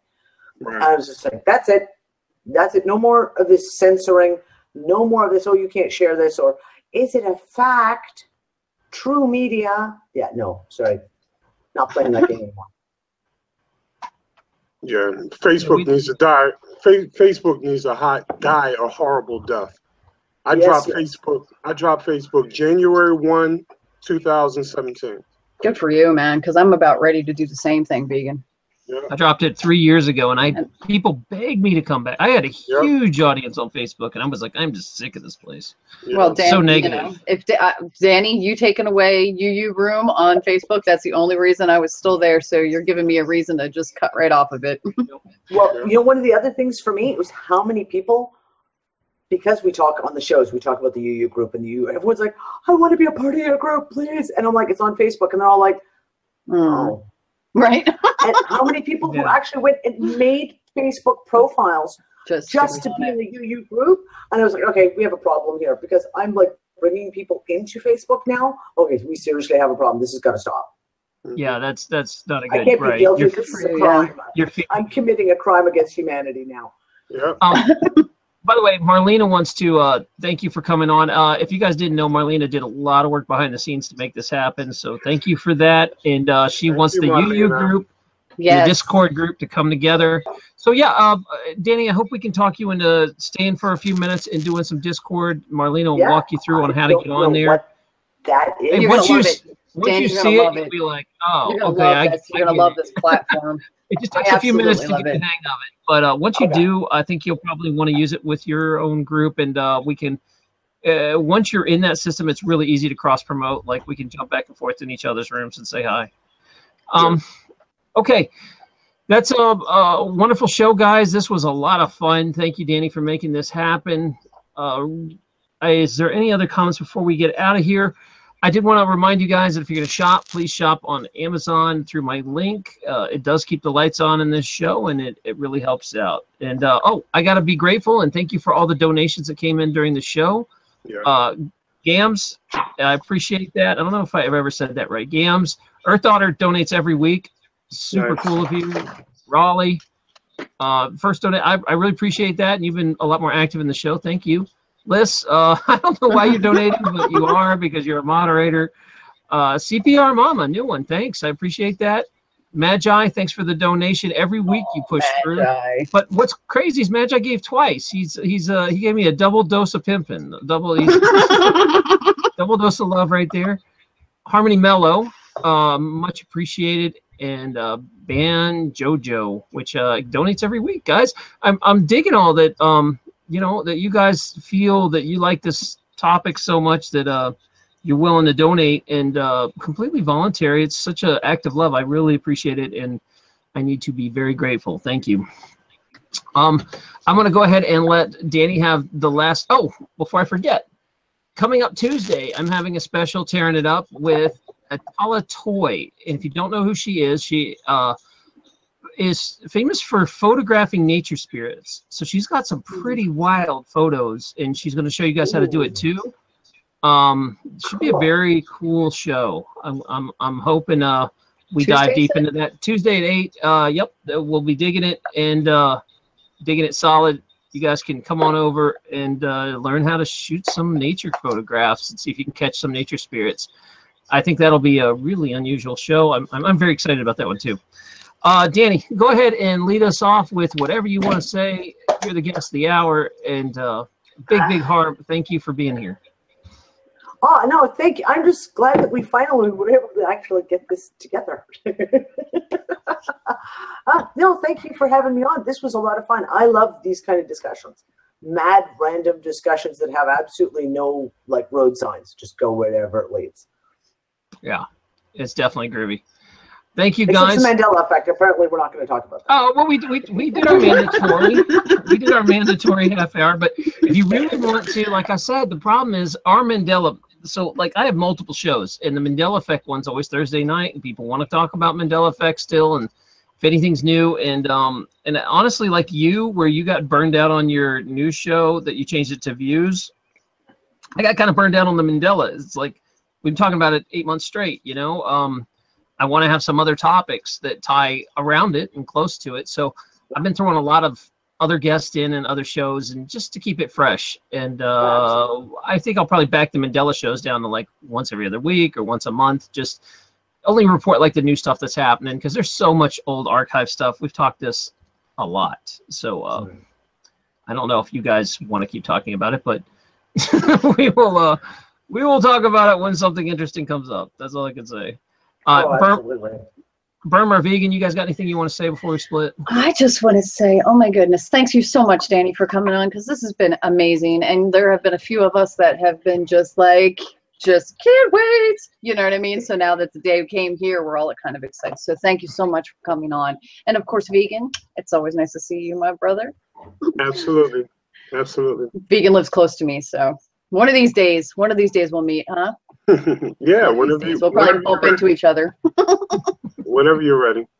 I need a massage anyway. Bring it on! I told you. Bring it Right. on. Bring it on. Dana, There's my table. Dana, it was wonderful. I mean, I've heard your name floating around for a very long time, and it's just great to meet you. Thank you. Awesome. Thank you. It's good to meet up with everyone. And Marlena's sending me something in asking you to come back to another show, and I hope you will. Maybe you'll come back every few weeks and pop your head in and wreck my show for a little bit and cause trouble and then run out. She definitely is a trouble causer. Yeah, that's her. She calls her friends troublemakers. That's right. So come be a troublemaker over here. Troublemakers rule. That's right. We rule the world, right? That's the truth. Love you guys, right? Stay positive, support each other, be nice to your cat. I'll see you Tuesday for the really big show, the really large show. Bye, guys.